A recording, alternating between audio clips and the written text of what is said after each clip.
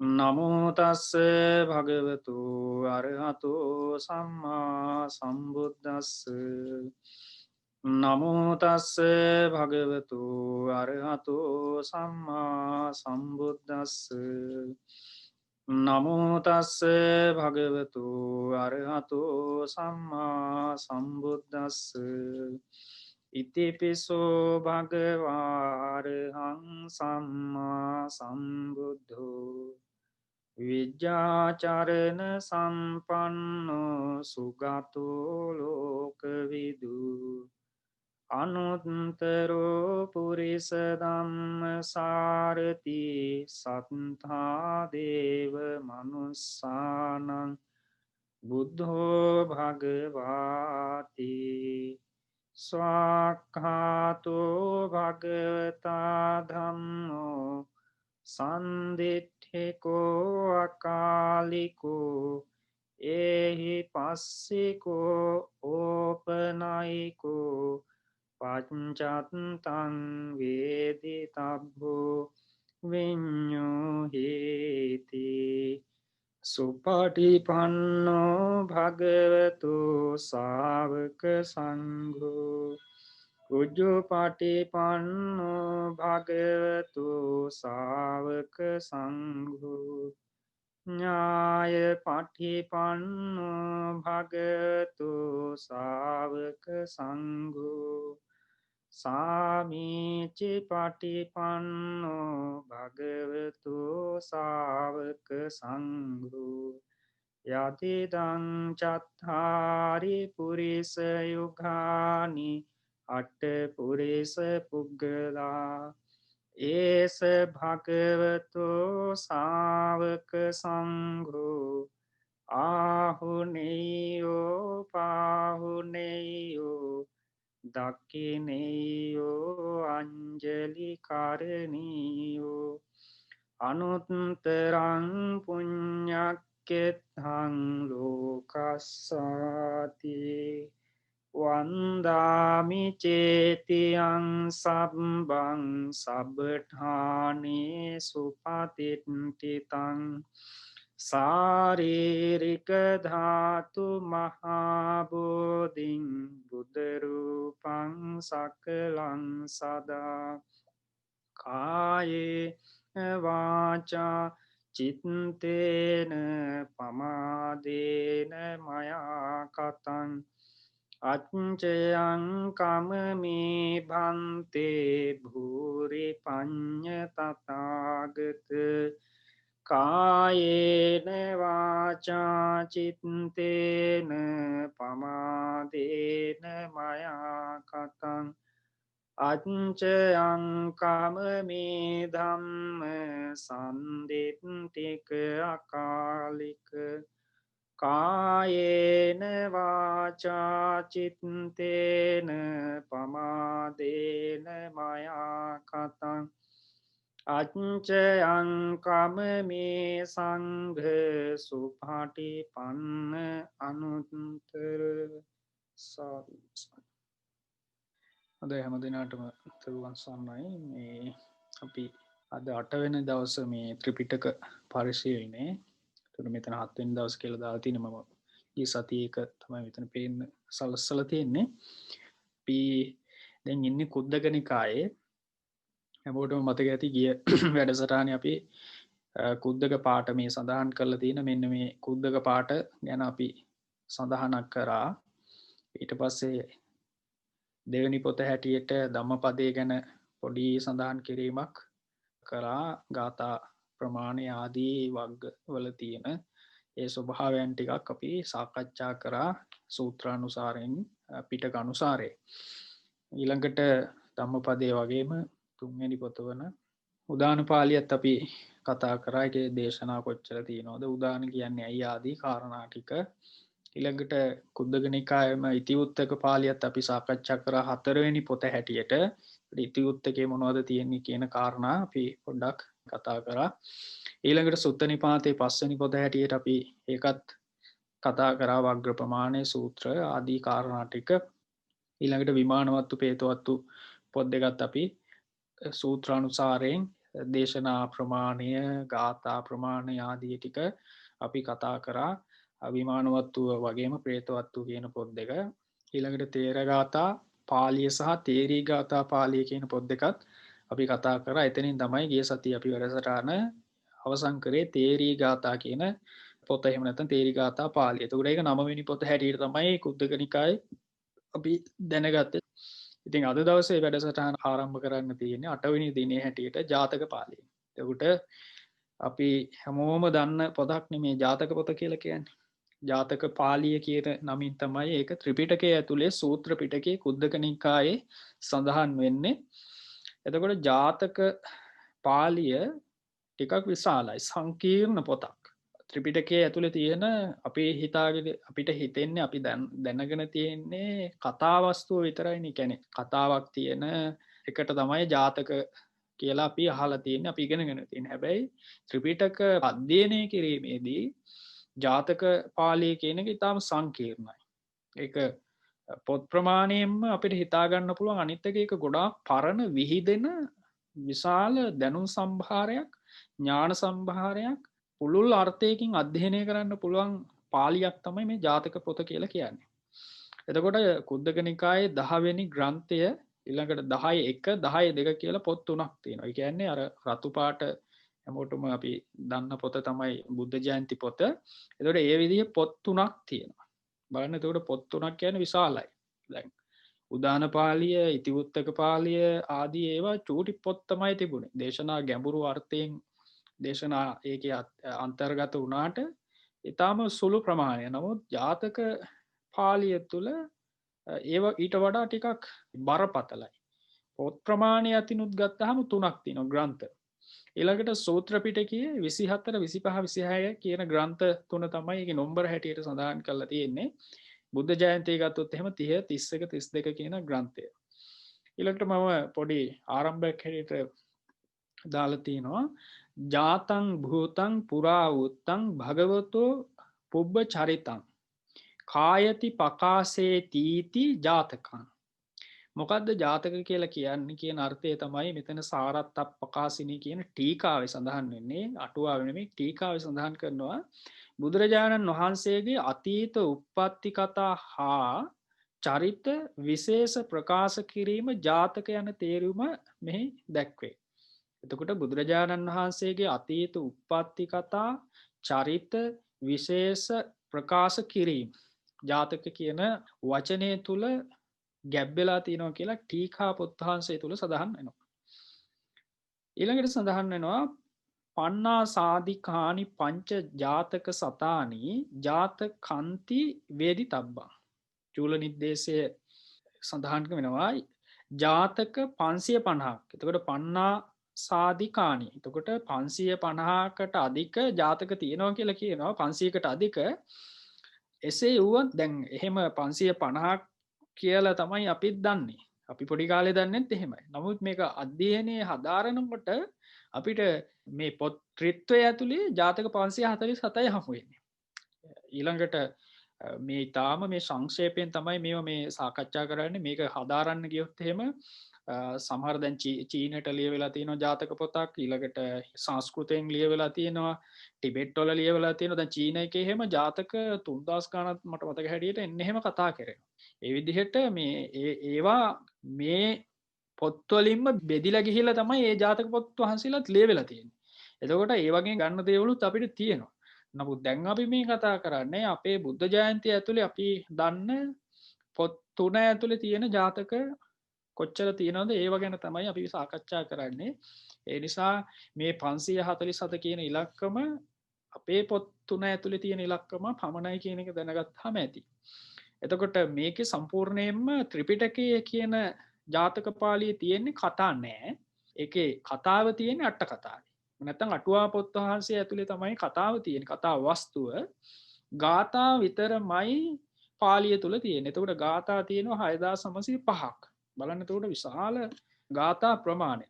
ඊළඟට මම මේ පොඩි පින්තූරයක් මෙතන නිර්මාණය කළ තියෙනවා. ඒ කියන්නේ මේ ජාතක පොත් වහන්සේ එක කතාවක අන්තර්ගතය සම්බන්ධයෙන් ජාතක කතා නම් කිරීම විවිධාකාරයෙන් සිදුවේ ඇත. ඒ කියන්නේ ජාතක කතාවක නමක් දීම ඒක විවිධ හේතුන් මත පදනම් වෙලා තමයි භාග්‍යතුන් වහන්සේ ඒකට නම යොදලා තියෙන්නේ. විවිධාකාර වූ සෑම ජාතක කතාවක්ම කොටස් 5කට බෙදෙනවා. එතකොට හැබැයි විවිධ නම් වලින් තියෙන හැම ජාතක කතා වස්තුවක්ම කොටස් 5කින් සමන්විතයි. එක තමයි වර්තමාන කතාව. එතකොට වර්තමානය කියලා කියන්නේ බුදුරජාණන් වහන්සේගේ ශ්‍රී මුඛයෙන් දේශනා කරන ඒ වෙලාවේ සිද්ධ වෙන දේ. ඒක සජීවී සිදුවීම හැටියට තමයි ජාතක පොත් වහන්සේ අධ්‍යයනය කරනකොට අපිට මුණ ගැහෙන්නේ හම්බ වෙන්නේ. දෙවෙනි එක තමයි එතකොට මේ ජාතක කතාව දේශනා කරන්නට අතීත ප්‍රවෘත්තියක් තියෙනවානේ. ඒකට කියනවා අතීත කතාව කියලා. పూర్ව ජන්මේ පැවැත්ම. ඊළඟට තුන්වෙනියට ගාථා. ඔන්න ඔය ටික තමයි තුන්වෙනි එක තමයි ජාතක පාළියේ තුල අන්තර්ගත වෙන්නේ. ඒකට ජාතක පාළියේ තියෙන්නේ අන්නේ පාළි ගාථා කොටස.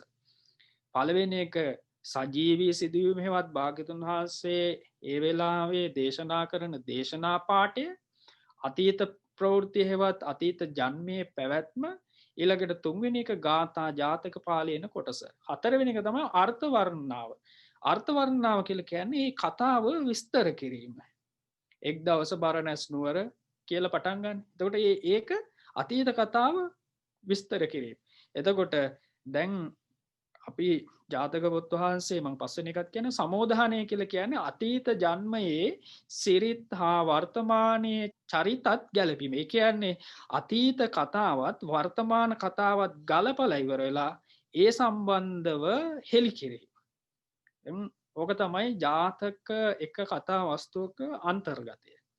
එතකොට අපි ඉස්කෝලේ යන කාලේ ලංකාවේ ඉඳලා අපි ජාතක පොත් වහන්සේලා ඊළඟට දහම් පාසල් යනකොට එහෙම ඕන තරම් ඕක හදාarලා තියෙනවා.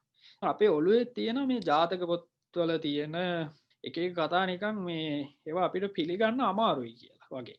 එතකොට ඒකට මම හේතුවත් මෙතන පොඩ්ඩක් පැහැදිලි කරන්නම්. ඒක මගේ පෞද්ගලික මතයක්. දැන් මෙතන ජාතක පාලි කතා වස්තුවේ එහෙම නැත්නම් පාලි ගාථාවල ඔය කතාවල සඳහන් වෙන අටුවාවේ සඳහන් වෙන කිසිම කතා ප්‍රවෘත්තියක් නැහැ.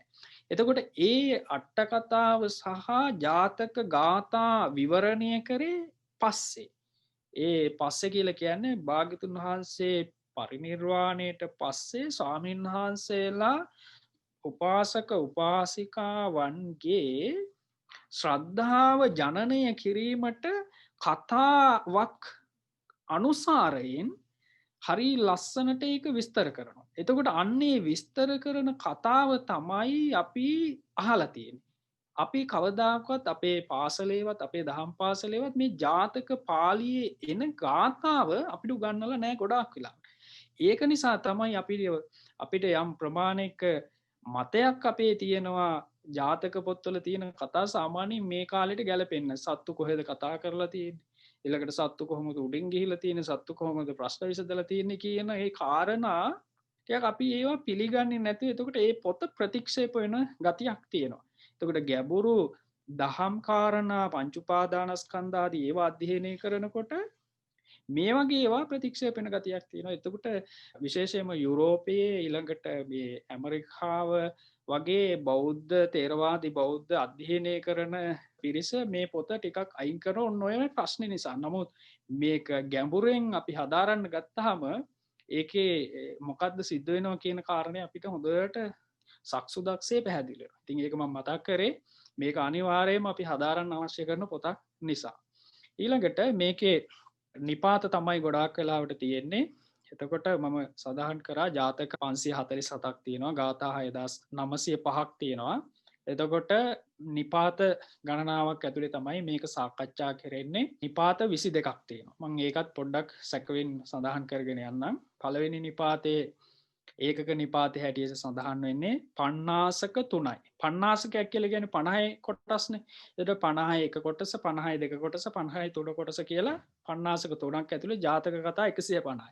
එතකොට ඒකක නිපාතේ ජාතක 150කුත්, දෙවනි නිපාතේ දුක නිපාතේ ජාතක කතා 100කුත්, තික නිපාතේ ජාතක කතා 50කුත්, චතුක්ක නිපාතයේ ජාතක කතා 50කුත් පංචක නිපාතයේ ජාතක කතා 25කුත් චක්ක එහෙම නැත්නම් 6 වෙනි නිපාතයේ ජාතක කතා 20කුත් සත්තක එහෙම නැත්නම් 7 වෙනි නිපාතයේ ජාතක කතා 21කුත් අට්ඨක නිපාතයේ ජාතක කතා 10කුත් නවක නිපාතයේ ජාතක කතා 12කුත් දසක නිපාතයේ ජාතක කතා 16කුත් ඒකාදශක නිපාතයේ එහෙම නැත්නම් 11 වෙනි නිපාතයේ ජාතක කතා 9කුත් 12 වෙනි නිපාතයේ හෙවත් ද්වාදශක නිපාතයේ ජාතක කතා 10කුත් 13 වෙනි නිපාතයේ හෙවත් තේරසක නිපාතයේ ජාතක කතා 10කුත් පකින්නක නිපාතයේ හෙවත් 14 වෙනි කොටසේ ජාතක කතා 13කුත් විසති නිපාතෝ ජාතක කතා 14යි තින්ස නිපාතෝ ජාතක කතා 10කුත් චත්තාලිස නිපාතයේ ජාතක කතා 5කුත් පඤ්ඤාස නිපාතෝ ජාතක කතා 3කුත් සට්ටි නිපාතයේ ජාතක කතා 2කුත් සත්ත නිපාතෝ ජාතක කතා 2කුත් අසීති නිපාතෝ ජාතක කතා 5කුත් අන්තිම මහා නිපාතයේ ජාතක කතා 10ක් තියෙනවා. ඒතර මේ ටික කවුන්ට් කරාම තමයි 547. එතකොට මේක තමයි ජාතක පොත. එහෙම නැත්නම් ත්‍රිපිටකය ඇතුලේ තියෙන කුද්දක නිකායේ තියෙන ජාතක පොත කියලා කියන්නේ ඔන්න ඔකට. දැන් අපි පොඩ්ඩක් ජාතක පොත බලලා ඉමු කොහොමද මේ පොතක වෙනද වගේම ඒ ජාතක පොතක් කොහොමද හැදිලා තියෙන්නේ, මේ ජාතක වල ගාථා කොහොමද තියෙන්නේ ආදී කාරණා. එතකොට කලින් පොත් වගේම තමයි මේකේ උඩම සඳහන් කරලා තියෙනවා බුද්ධ ජයන්ති ත්‍රිපිටක ග්‍රන්ථමාලා නම්බර 30 කියලා. සූත්‍ර පිටකයේ 24 වන ග්‍රන්ථය කුද්දක සංගයේ දසවෙනි වූ ජාතක පාළිය. එතකොට 10 වෙනි පොත ජාතක පාළිය කියලා තමයි සඳහන් වෙන්නේ ප්‍රථම භාගය. මේ විදිහේ භාග තුනක් තියෙනවා. පළවෙනි භාගය, දෙවෙනි භාගය, තුන්වෙනි භාගය කියලා. ඒකට අපි එක පොතක් බලමු. මේකේ පටුනට ගියාම දැන් අපි සඳහන් කරා ඒකක නිපාතයේ දුක තිකාදී නිපාත තියෙනවා කියලා.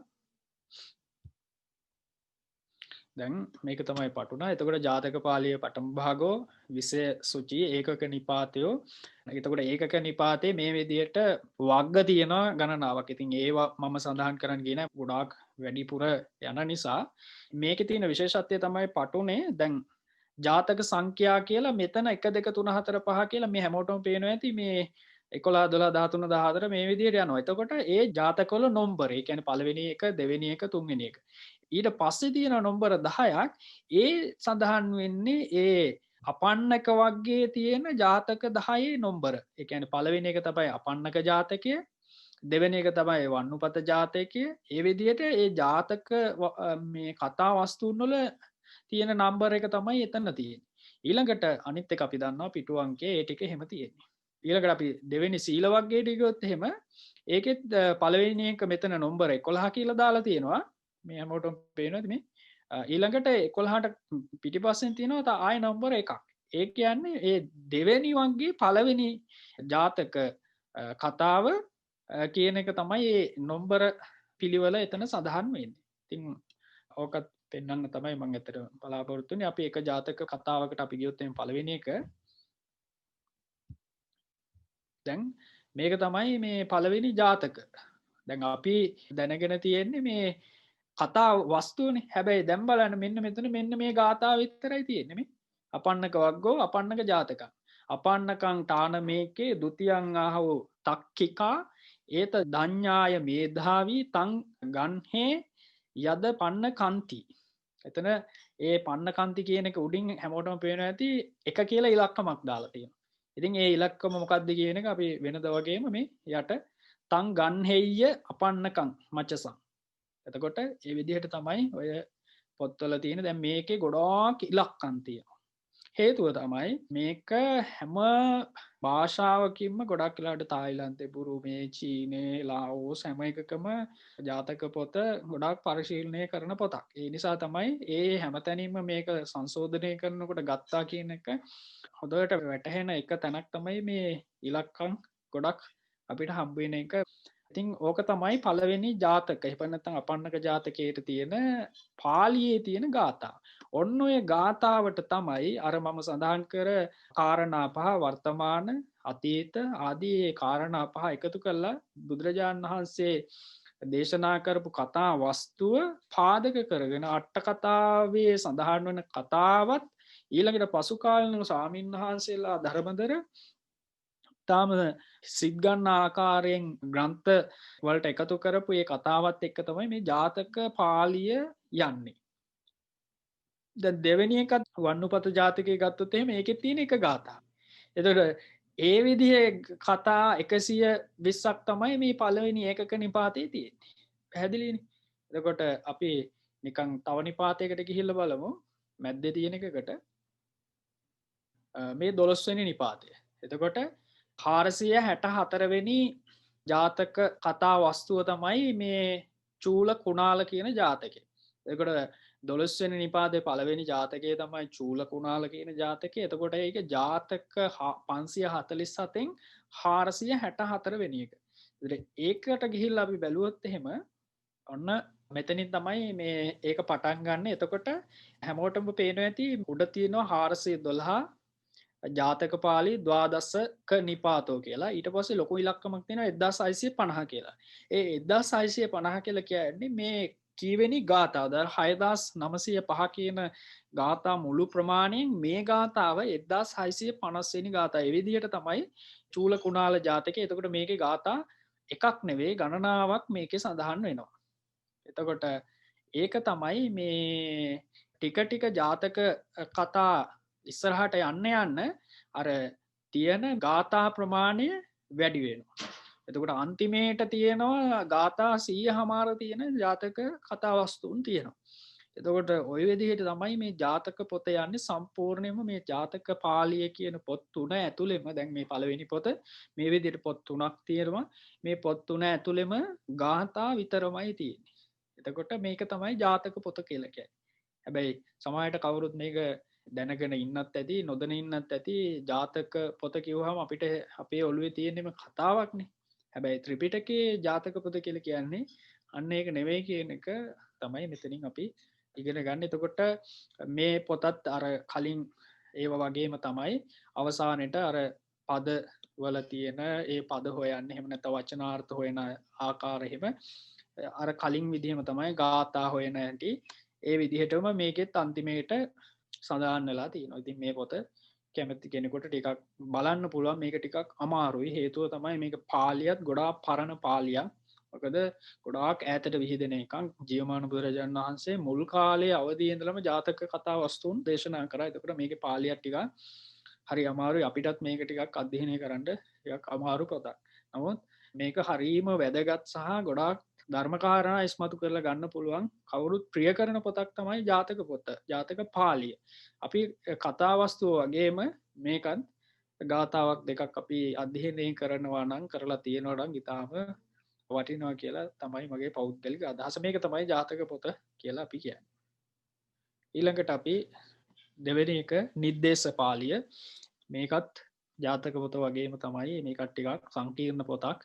දැන් මෙතන ඉඳලා ඇත්තටම තියෙන පොත් ඔක්කොම සංකීර්ණයි. මේවා විශේෂයෙන්ම ත්‍රිපිටකය කියවන කෙනෙක් නෙවෙයි මේ පොත් බලන්නේ ත්‍රිපිටකය අධ්‍යයනය කරන කෙනෙක්. ඒ කියන්නේ සූත්‍රයේම ටිකක් ගැඹුරට හදාරන කෙනෙක් තමයි මේ වගේ පොත් ටිකක් බලන්නේ. මේවා විශේෂයෙන්ම මේවා හරියට කිව්වොත් එහෙම මේ ව්‍යාකරණ ඉගෙන ගන්නවා වගේ තමයි මේ සූත්‍රවල තියෙන මේ ගැඹුරු අර්ථ ඉස්මතු කරන පොත් තමයි. ඒ නිසා මේවා ගොඩාක් පරිශීලනය වෙන ප්‍රමාණය ඉතාම අඩුයි.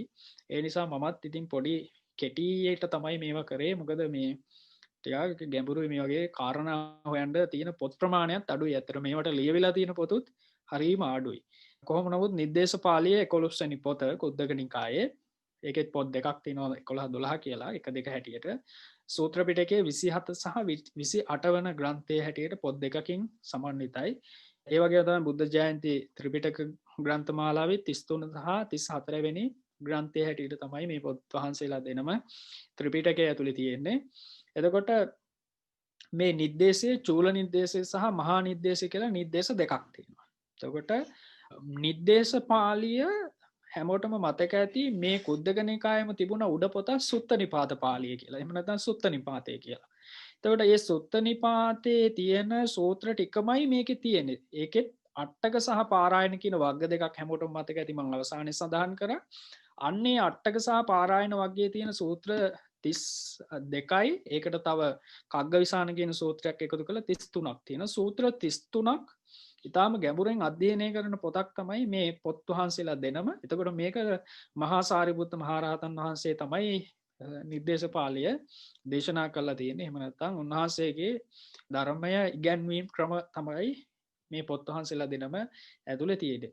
එතකොට ඒකේ චූල නිර්දේශ පාළිය තුල සුත්ත නිපාතයේ අටක වර්ගයේ ගාථා සහ ගාථා සඳහා නිර්දේශ සපයලා තියෙනවා. චූල නිර්දේශය කියන කොටසේ.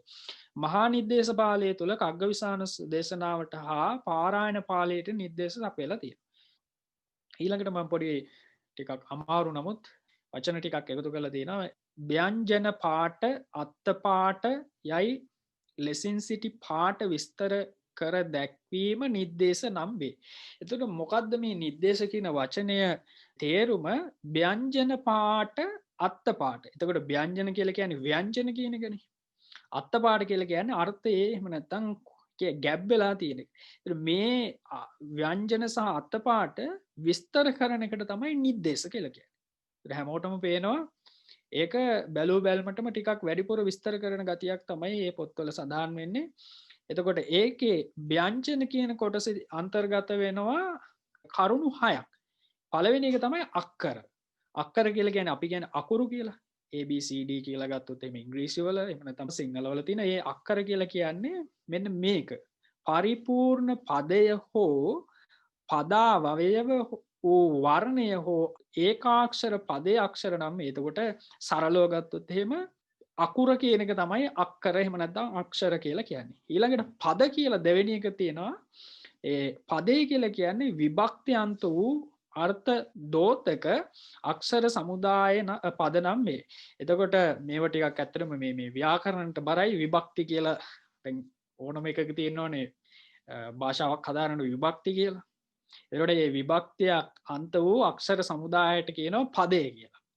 ඊළඟට ව්‍යංජනය කියන තුන්වෙනි එක පදය ව්‍යක්ත කොට පාල කරනුයේ ව්‍යංජන නම් වේ. එතකොට ඒක මට තේරෙන හැටියට මම දාලා තියෙන වාක්‍ය වලට තමයි මෙතන ව්‍යංජන එහෙම නැත්නම් ව්‍යංජන කියලා කියන්නේ. පදය ව්‍යක්ත කොට පාල කරන එකට තමයි ව්‍යංජන කියලා කියන්නේ. ඊළඟට හතරවෙනි එක තමයි ආකාර කියලා කියන්නේ.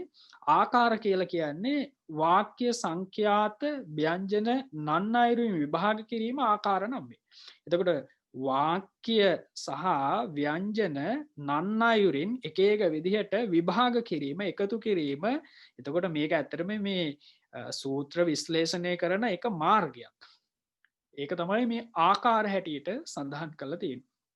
මේ සාරිපුත්ත මහරහතන් වහන්සේගේ දේශනා හැදෑරීම. නිරුක්ති කියලා කියනවා ආකාර හිත පදයාගේ නිර්වචනය නිරුක්ති නම් වේ. එතකොට ආකාරාදී ඔය උඩ කතා කරපු ඒවා ටිකක් නිර්වචනය කරනවා. ඒ කියන්නේ ඒවා ටිකක් උලුප්පලා දෙන එකට කියනවා නිරුක්තියක් දෙනවා. දැන් අපි නිරුක්ති කියන වචනේ දන්න ඕන දෙයකට නිරුක්තියක් දෙනවා කියලා කියන්නේ ඒකට ටිකක් අමුතු අදහසක් දෙනවා කියන එක ගැබ් වෙලා තියෙන. ඒක තමයි නිරුක්ති කියලා කියන්නේ. ඊට 6 වෙනි එක තමයි නිද්දේශ. ඔන්න එතකොට නිර්දේශ කියලා කියන්නේ නිර්වශේෂ කොට විස්තර කරපු නිර්දේශ නම් වේ. එතකොට අර 1 2 3 4 කියන 5 කියන ඒ අක්කර පද ව්‍යංජන ආකාර නිරුක්ති මේව විස්තර කරන එකට කියනවා නිර්දේශ කියලා. ඊළඟට අත්ත පාඨද 6ක් තියෙනවා. ව්‍යංජන වගේම අත්ත පාඨත් 6ක් තියෙනවා. මම ඒකත් මේ සඳහන් කරනවා මේ පොත්වල තියෙන ගැඹුර ටිකක් ඉස්මතු කරන්න ඕන නිසා. සංකාසන කියන පළවෙනි එක, දෙවෙනි එක පකාසන, විවරණ, තුන්වෙනි එක විභජන, උත්තානීකරණ, හයවෙනි එක පඤ්ඤත්ති. සංකාසන කියලා කියන්නේ සයවැදෑරුම් අත්තපාඨයෙහි සැකවින් අර්ථ දක්වනු සංකාසන නම් වේ. එතකොට මේ සයවැදෑරුම් අත්තපාඨයේ සැකවින් අර්ථ දක්වන, ඒ කියන්නේ කෙටියෙන් කියනවා. ඒකට කියනවා සංකාසන කියලා. දැන් සමහරක් වෙලාවට තියෙනව නේද මේ සමහර ස්වාමීන් වහන්සේලා ඇවිල්ලා ස්වාමීනි භාග්‍යතුන් වහන්සේ මට ඊටාම සැකවින් ධර්මයේ දේශනා කරන්න මට නිවන් දකින්න හදිස්සියි කියලා කියනවා. ඊට අන්න ඒ වෙලාවට බුදුරජාණන් වහන්සේ හකුලවා දහමක් දේශනා කරනවා. එතකොට අන්න ඒ වගේ අදහසක් තමයි මේ සංකාසන කියන එකේ තියෙන්නේ. පකාසන කියලා කියන්නේ මතුවේහි කිය යුතු අරුත් පළමු කොට දක්වනු පකාසන නම් මේ. කියන්නේ පස්සේ කියන්න තියෙන දේවල් අරුත පළමු කොට දක්වන එක පකාසන නම් කියලා කියනවා. විවරණ කියනවා සැකවින් කියන ලද්දක් කියන්නේ තාම කෙටියෙන් කියපු එකක් විස්තරකට කියන එකට කියනවා විවරණය කරනවා විවරණ කියලා. විභජන කියනවා ඒ විවරණය ඒ විස්තර කරපු එක විභාග කොට දක්වන එක විභජන නම් වේ. දැන් අපි ඔය සෙනසුරාදා හැම කරන්නේ භාවනා වැඩසටහනේ කරන්නේ ඇත්තටම ඔන්න ඔය සාරිපුත්ත මහරහතන් වහන්සේගේ දේශනානේ එතනත් අපි අරගෙන යන්නේ. මෙන්න මේ ටික තමයි ඇත්තටම අපි ඒ සෙන්සුරාදා වැඩසටහනේ කරන්නේ. එතකොට විභජන කියලා කියන්නේ විවරණය තව ටිකක් විභාග කරන එක.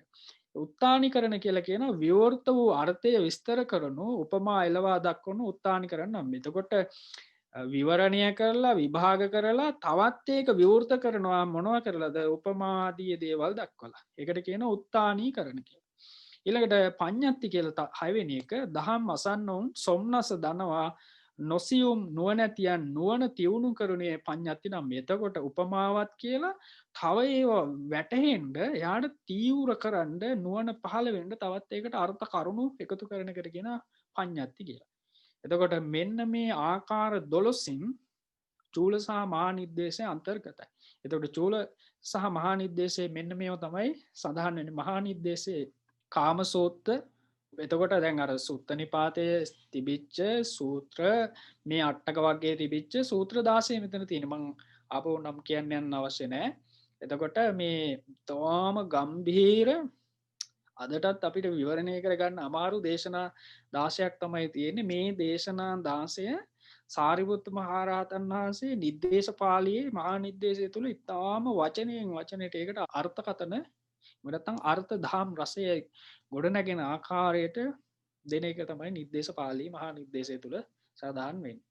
ඊළඟට චූල නිද්දේශය තුල අජිත සූත්‍රය තිස්ස මෙත්තය පුන්නක මෙත්තගු දෝතක ආදී උපසීවක. එතකොට මේක 16ක් තියෙනවා. මේ 16ක් තියෙනවා ඒකේ පාරායනානුග ගීතිකා කියන කොටසත් එක්ක. ඊළඟට මෙන්න මේ කග්ගවිසාන සූත්‍රය කියන එක මේක සුත්ත නිපාතේ පළවෙනියට පටන් ගන්න දේශනාවල සඳහන් වෙන එකක්. ඒකත් එකතු කරලා තමයි මේ නිද්දේශ පාළිය සඳහන් වෙලා තියෙන්නේ. අපි මේ පොත් දෙකත් පොඩ්ඩක් බලමු.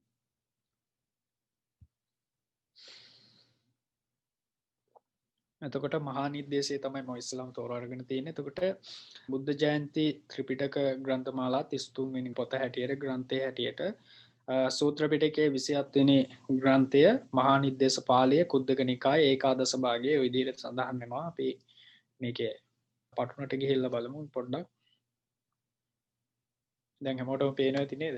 දැන් මේ කාමසූත නිද්දේශෝ ගුහට්ටක දුහට්ටක සුදට්ටක පරමට්ටක ජරා තිස්ස මෙත්තේය පසුර මාගන්ධිය පුරාභේද කලහ විවාද චූල වීව්ව මහා වීව්ව තුවටක අත්ත දණ්ඩ සාරිපුත්ත ඔය විදිහට සූත්‍ර 16 තියෙනවා. ඊළඟට ගාථා පාද සුචි ඔය ටික. අතට අපි නිකන් එක සූත්‍ර දේශනාවක් නිකන් අපි ක්ලික් කරලා බැලුවොත් එහෙම අපි නිකන් කලහ විවාද වගේ එකක්. එතකොට මේකේ තියෙන 11 වෙනි දේශනාව ඔන්න බලන්න මේ දේශනාව දැන් සුත්ත නිපාතයේ තියෙන්නේ මෙන්න මේ ගාථා ටිකයි ඒකේ අර්ථය විතරයි. එතකොට කලහ විවාද සූත නිද්දේශෝ ඊළඟට අත කලහ විවාද සූත නිද්දේශෝ වොච්චති. කුතෝ පහෝතා කලහ විවාදා පරිදේව සෝකා සහ මච්චරාච මානාති මානා සහ පේසුනාච කුතෝ පහෝතා තේ තදංග බ්‍රූහි. එතකොට මේක තමයි මේ ගාථාව. එතකොට ඒ ගාථාව හොඳට බලන්න යට හැමෝම මේ ඒකට අර්ථ දීලා තියෙන ඇති. කුතෝ පහෝතා කලහ විවාදා. කලහෝති ඒකේන ආකාරේන කලහෝ විවාදෝ තෝපි තඤ්ඤේවසෝ කලහෝසෝ විවාදෝ යෝ විවාදෝසෝ කලහෝ අතවා අපරේන ආකාරේන විවාදේන වොච්චති.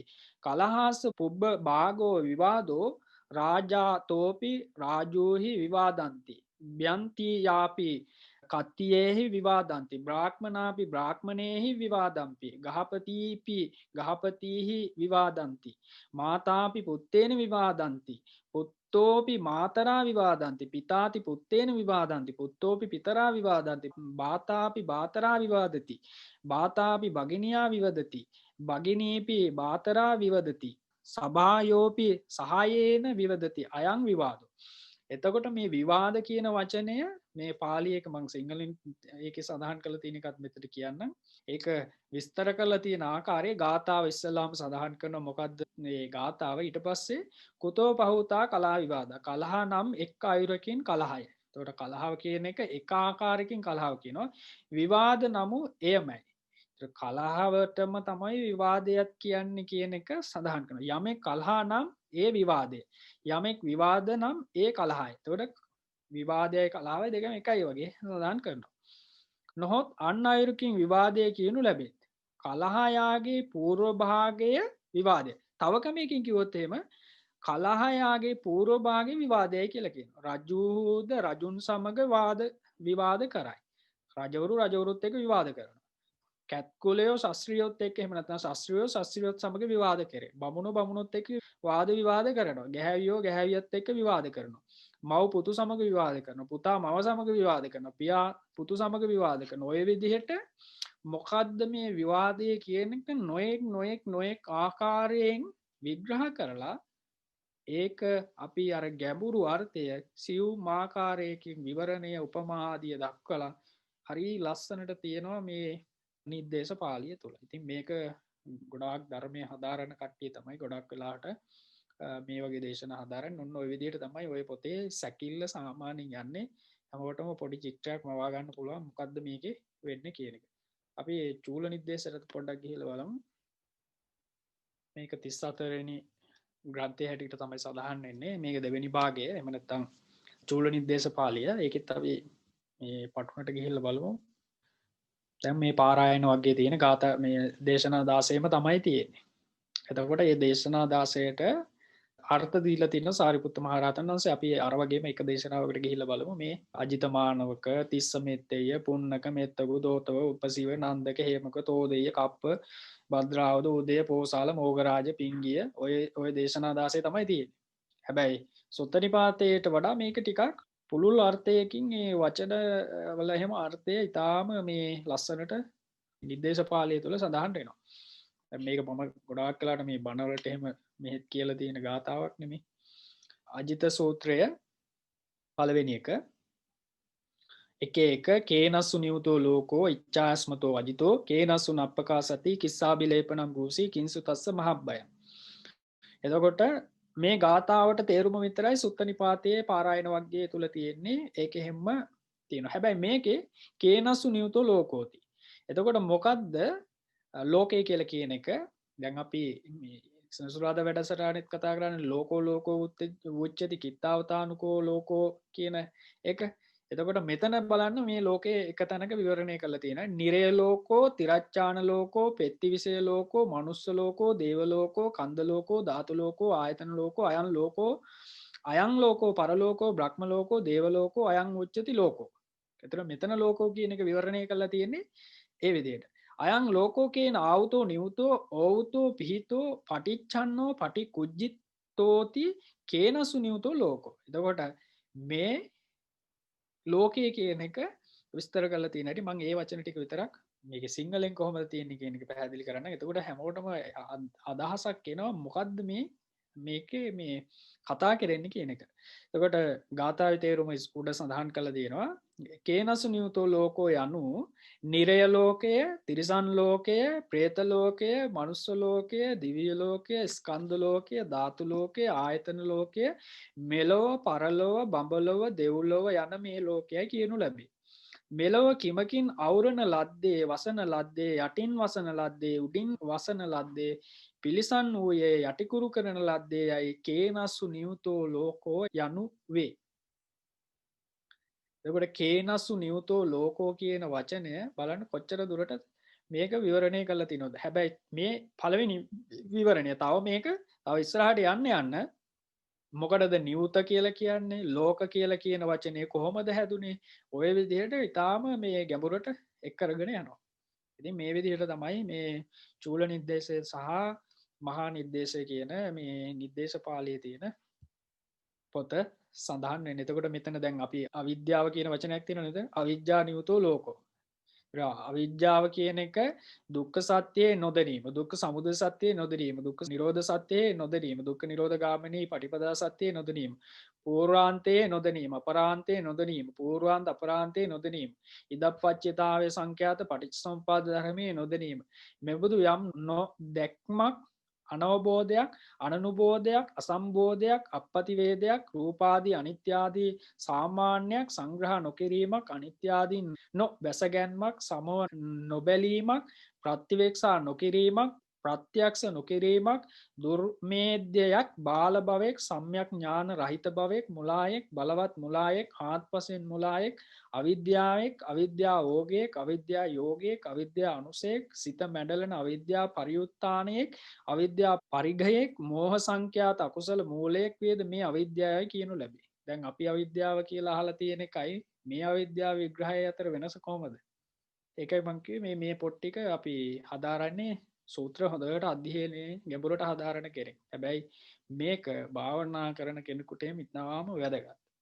ඉතින් ඒ නිසා මේවා අපි පොඩ්ඩක් මේ විදිහට විවරණය කළ ඉස්සරහට ගත්තාම අපිට කියවන්න ආසාව වුණත් ඇති වෙනවා. ඒල මේ දෙක තමයි චූල නිर्देशය සහ මහා නිर्देशය තුල මේ ආකාරයට තමයි දේශනා ටික හැඩගැහිලා යන්නේ. ඉතින් අපි කාලය මදි නිසා මේ දේශනා එකක් සම්පූර්ණයෙන් ඉවර කරන්න බෑ. මම එතනින් තන කොටස් අරගෙන තමයි මේ පැහැදිලි කරන්නේ. එතකොට මේ නිर्देश පාළිය. ඊළඟ එක පටිසම්භිදා මග්ගය. නිर्देश පාළියට දෙවෙනි නැති පොතක් මේ පොතත්. මේකත් තාම ගම්බීර පොතක්. පටිසම්භිදා මග්ගය කුද්දක නිකාය 13 වෙනි ග්‍රන්ථය සූත්‍ර පිටකයේ 29 සහ 30 වෙනි ග්‍රන්ථය. කියන්නේ මේකේ පොත් දෙකක් තියෙනවා. බුද්ධ ජයන්ති ත්‍රිපිටකයේ 35 1 සහ 35 2 ග්‍රන්ථය කියලා සඳහන් කරලා තියෙනවා. ඒකෙත් මම සඳහන් කරලා තියෙනවා මේ ගාථාවක්. ඒක පෙළෙත් සඳහන් වෙනවා යෝ පබ්බජී ජාති සතානි පංච පහාය කාමානි මනෝරමානි තං වීත රාගං සුසමාහිතින්ද්‍රියං පරිනිබ්බුතං වන්දත සාරිපුත්තං. එතකොට මේකත් එනම් සාරිපුත්ත මහරහතන් වහන්සේ විසින් දේශනා කරපු දේශනා පොතක්.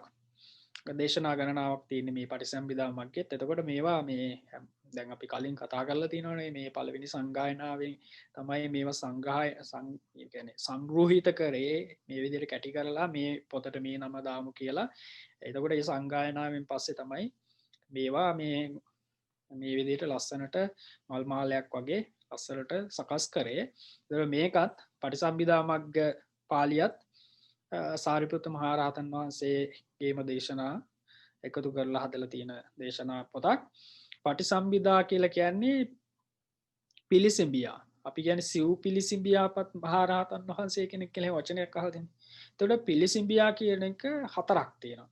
ඒ සිව් පිළිසිඹියාවන්ට මාර්ගයේ අධිගමයේ උපායනුයි පටිසම්භිදා නම් මේ. එතකොට පටිසම්භිදා කියන්නේ මොකටද? සිව් පිළිසිඹියා වනට මාර්ගයේ අධිගමයේ උපායනුයි පටිසම්භිදා මග්ග නම් විය.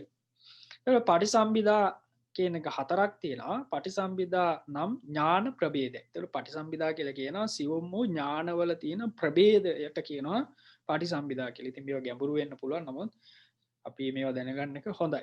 එතකොට පළවෙනි පටිසම්භිදාව තමයි අත්තේ ඥානං අත්ත පටිසම්භිදා. අර්ථ ප්‍රභේදය.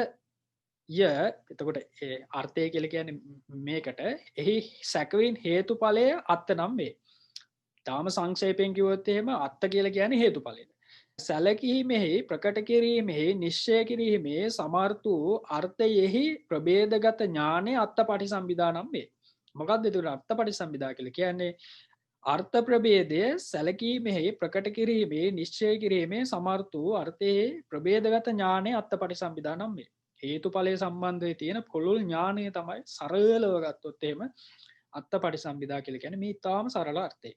ඊටද ධම්මේ ඥානං ධම්ම පටිසම්භිදා. දෙවෙනි පටිසම්භිදාව තමයි ධම්ම පටිසම්භිදා. ධර්ම ප්‍රභේදය. ධර්මය කියලා කියනවා මෙතන සැකවින් ප්‍රත්‍ය නම් ධම්ම නම් වේ. එතකොට ප්‍රත්‍ය සැලකීමට ප්‍රකට කිරීමට නිශ්චය කිරීමේ සමර්ථ වූ ධර්මයේ ප්‍රභේදගත ඥානය ධම්ම පටිසම්භිදා නම් වේ. නිරුත්තාබිලාපේ ඥානං නිරුක්ති පටිසම්භිදා. එතකොට තුන්වෙනි පටිසම්භිදාව තමයි නිරුක්ති පටිසම්භිදාව.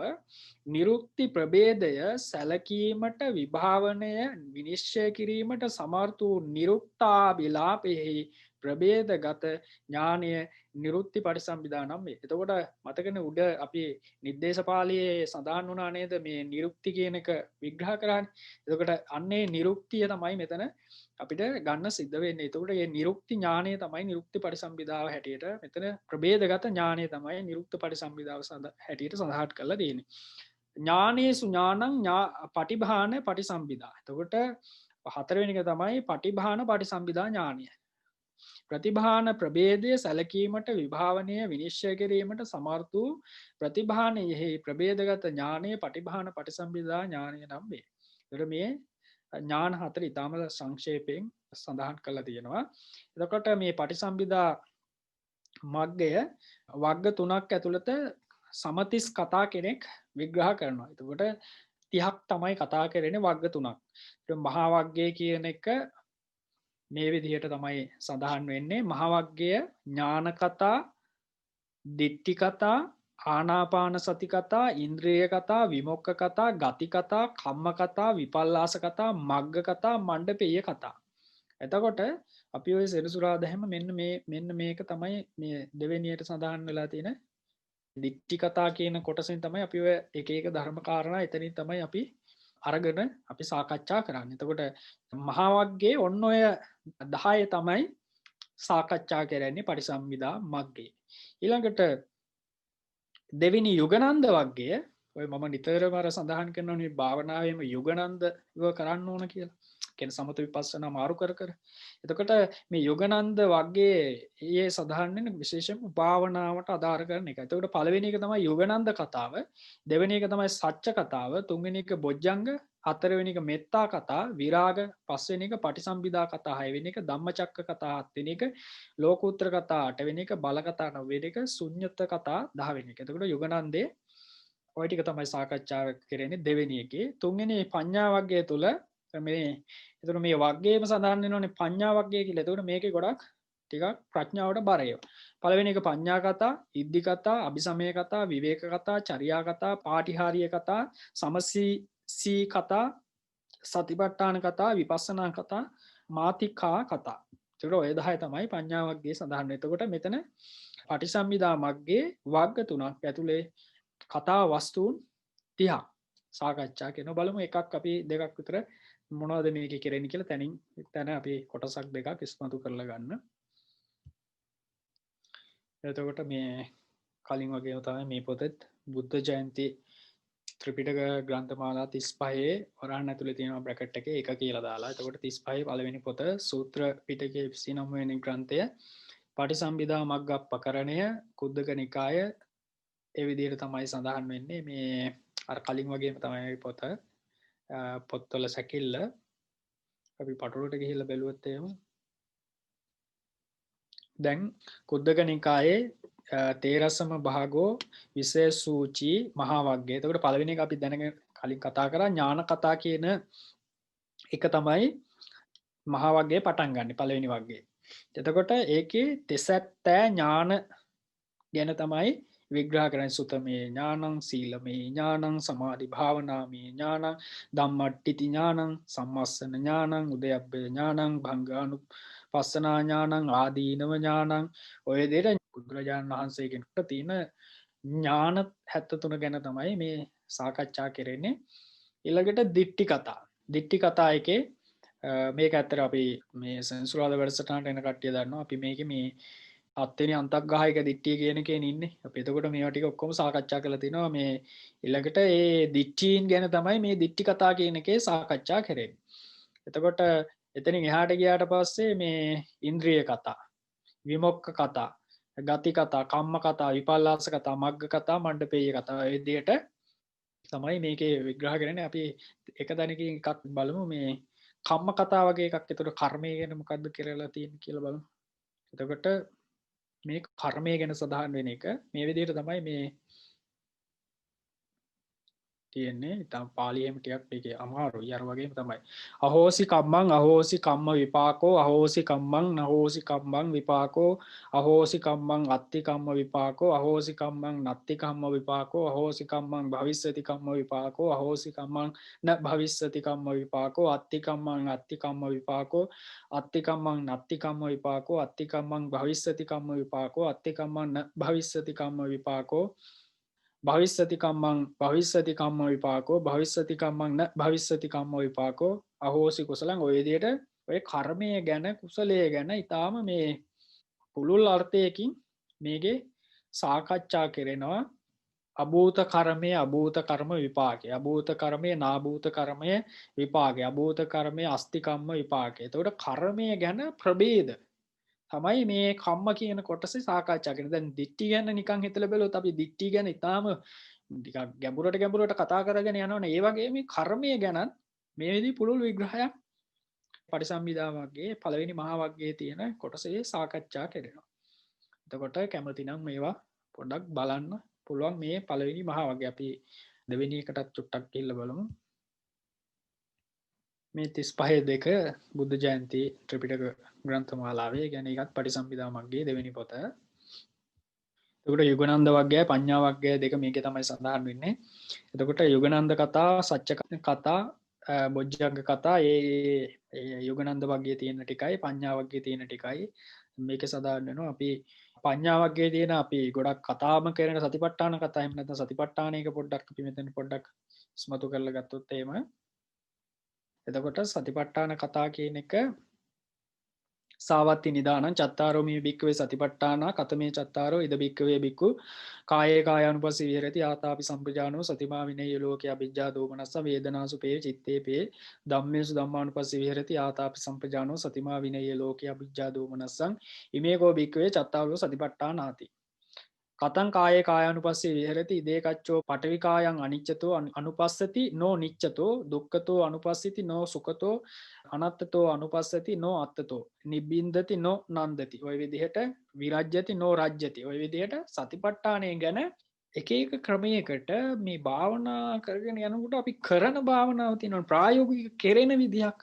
අන්නේ කෙරෙන විදිහ තමයි සතිපට්ඨාන සූත්‍රයේ තියෙන ඒ පාලි සතිපට්ඨාන සූත්‍ර අනුසාරයෙන් සාරිපුත්ත මහරහතන් වහන්සේ මේ සතිපට්ඨාන කතාවේ කතා කරන්නේ. එතකොට රූපය, වේදනාව, සතානුපස්සනාව, ධම්මානුපස්සනාව මේ හතරම ඒ විදිහටම මේ කතා කරනවා. ඊටාම මේ හොඳ අවබෝධයක් ගන්න පුළුවන් මේවා අධ්‍යයනය කරොත් එහෙම. ඒ කියන්නේ අපිට පාර වරදින්නේ නැහැ මේවා කරොත්. මේවා දැනගත්තොත්.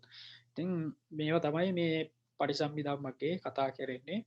කැපිති නම් කාට හරි මේවා බලලා දැනගන්න පුළුවන්. මේක තමයි පටිසම්භිදා මග්ග ප්‍රකරණයේ පොත් දෙක.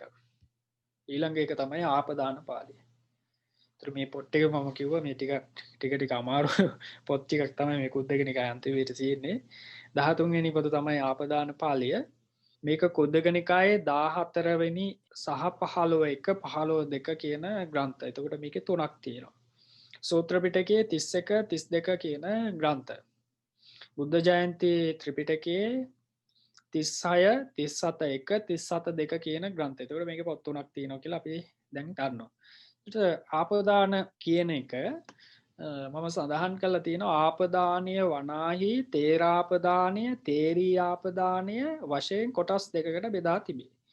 එතකොට ආපදාන කියන එක තේරාපදානය සහ තේරී ආපදානය කියලා කොටස් දෙකකට සඳහන් කරලා තියෙනවා.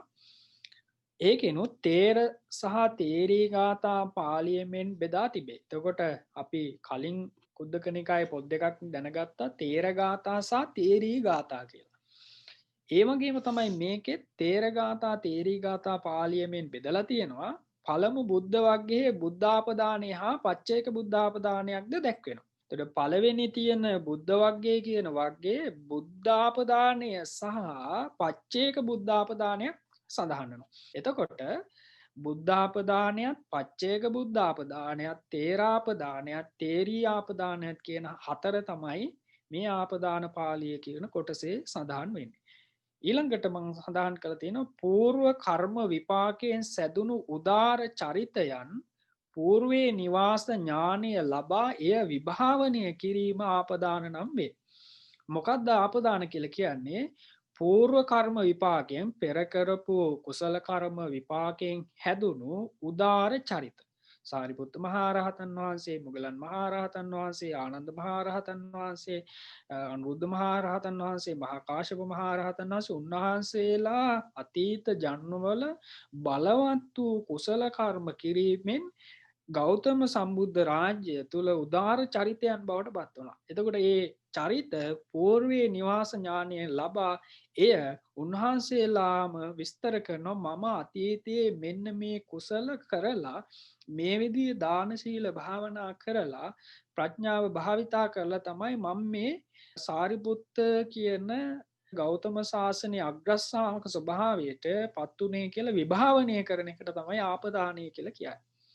ආපදාන කතාවක ආකෘතිය මම අර කලින් ජාතක කතාව ආකෘතිය වගේම මේකෙත් ආකෘති සඳහන් කළ තියෙනවා. මේ පොත්වලින්ම එකතු කරලා ගත්තේවා තමයි පොත් කියවනකොට අපිට සාමාන්‍ය එකතු කරලා ගන්න පුළුවන් කාරණා. අට කතාවේ දැක්වෙන ආකාරයට තමයි මම මෙතන සඳහන් කරලා තියෙන්නේ. පළවෙනි එක තමයි ආපදානය හඳුන්වලා දෙනවා. ආපදානය කියලා කියන්නේ මොකක්ද කියලා හඳුන්වලා දීම සිද්ධ කරනවා. පෙර බුදුරජාණන් වහන්සේලා හමුවේ උත්සාහය අරඹා නිර්වාණ අධිගමයට උපනිශ්‍රය වන පින් රැස් කොට බුද්ධෝත්පාද කාලයකදී බුදුරජාණන් වහන්සේලා හමුවේ ධර්මය ඇසීම. දෙවැනි එක. තුන්වෙනි එක තමයි ප්‍රාර්ථනාවක් ලැබීම. හතරවෙනි එක දෙව් මිනිසුන් අතර සම්පත් අනුභව කොට බුද්ධෝත්පාද කාලයක මිනිස් ලොව ඉපදී ප්‍රාර්ථනාව සමෘද්ධ කර ගැනීම. ඊළඟ එක තමයි විදසුන් වඩා රහත් බව ලැබ පූර්ව කර්මයේ දේශනා කිරීම. එතකොට මේක තමයි ආපදානයක තියෙන සැකිල්ල. ආපදානය හඳුන්වලා දෙනවා. ඊට පස්සේ නිර්වාණය අධිගමයට උපනිශ්‍රය වෙන ආකාරයට බුදුරජාණන් වහන්සේලා හමුවේ විවරණය අරගෙන පින්දහම් කරනවා. ඊළඟට ප්‍රාර්ථනාවක් තියෙනවා. ඊළඟට දෙව් මිනිසුන් අතර සැප සම්පත් විඳලා බුද්ධෝත්පාද කාලයක මිනිස් ලොව ඉපදී ප්‍රාර්ථනාව සමෘද්ධ කරගන්නවා. ඊළඟට විපස්සනා කරලා රහත් භාවය ලැබලා පූර්ව කර්මයේ දේශනා කරනවා. මේක තමයි ආපදානක සැකේල. ඊළඟට තේරාපදානෙහි වග්ග 56ක් තියෙනවා. ආපදාන 559යි, ගාථා 6450යි, තේරී ආපදානයේ වග්ග 4යි, ආපදාන 40යි, ගාථා 1336 දෙනෙක් කියනවා. ඔන්න ආපදාන පාළිය. එතකොට තේරාපදානය මම මේකත් සඳහන් කළා තියෙනවා. මොකද මේක තාම වැදගත්.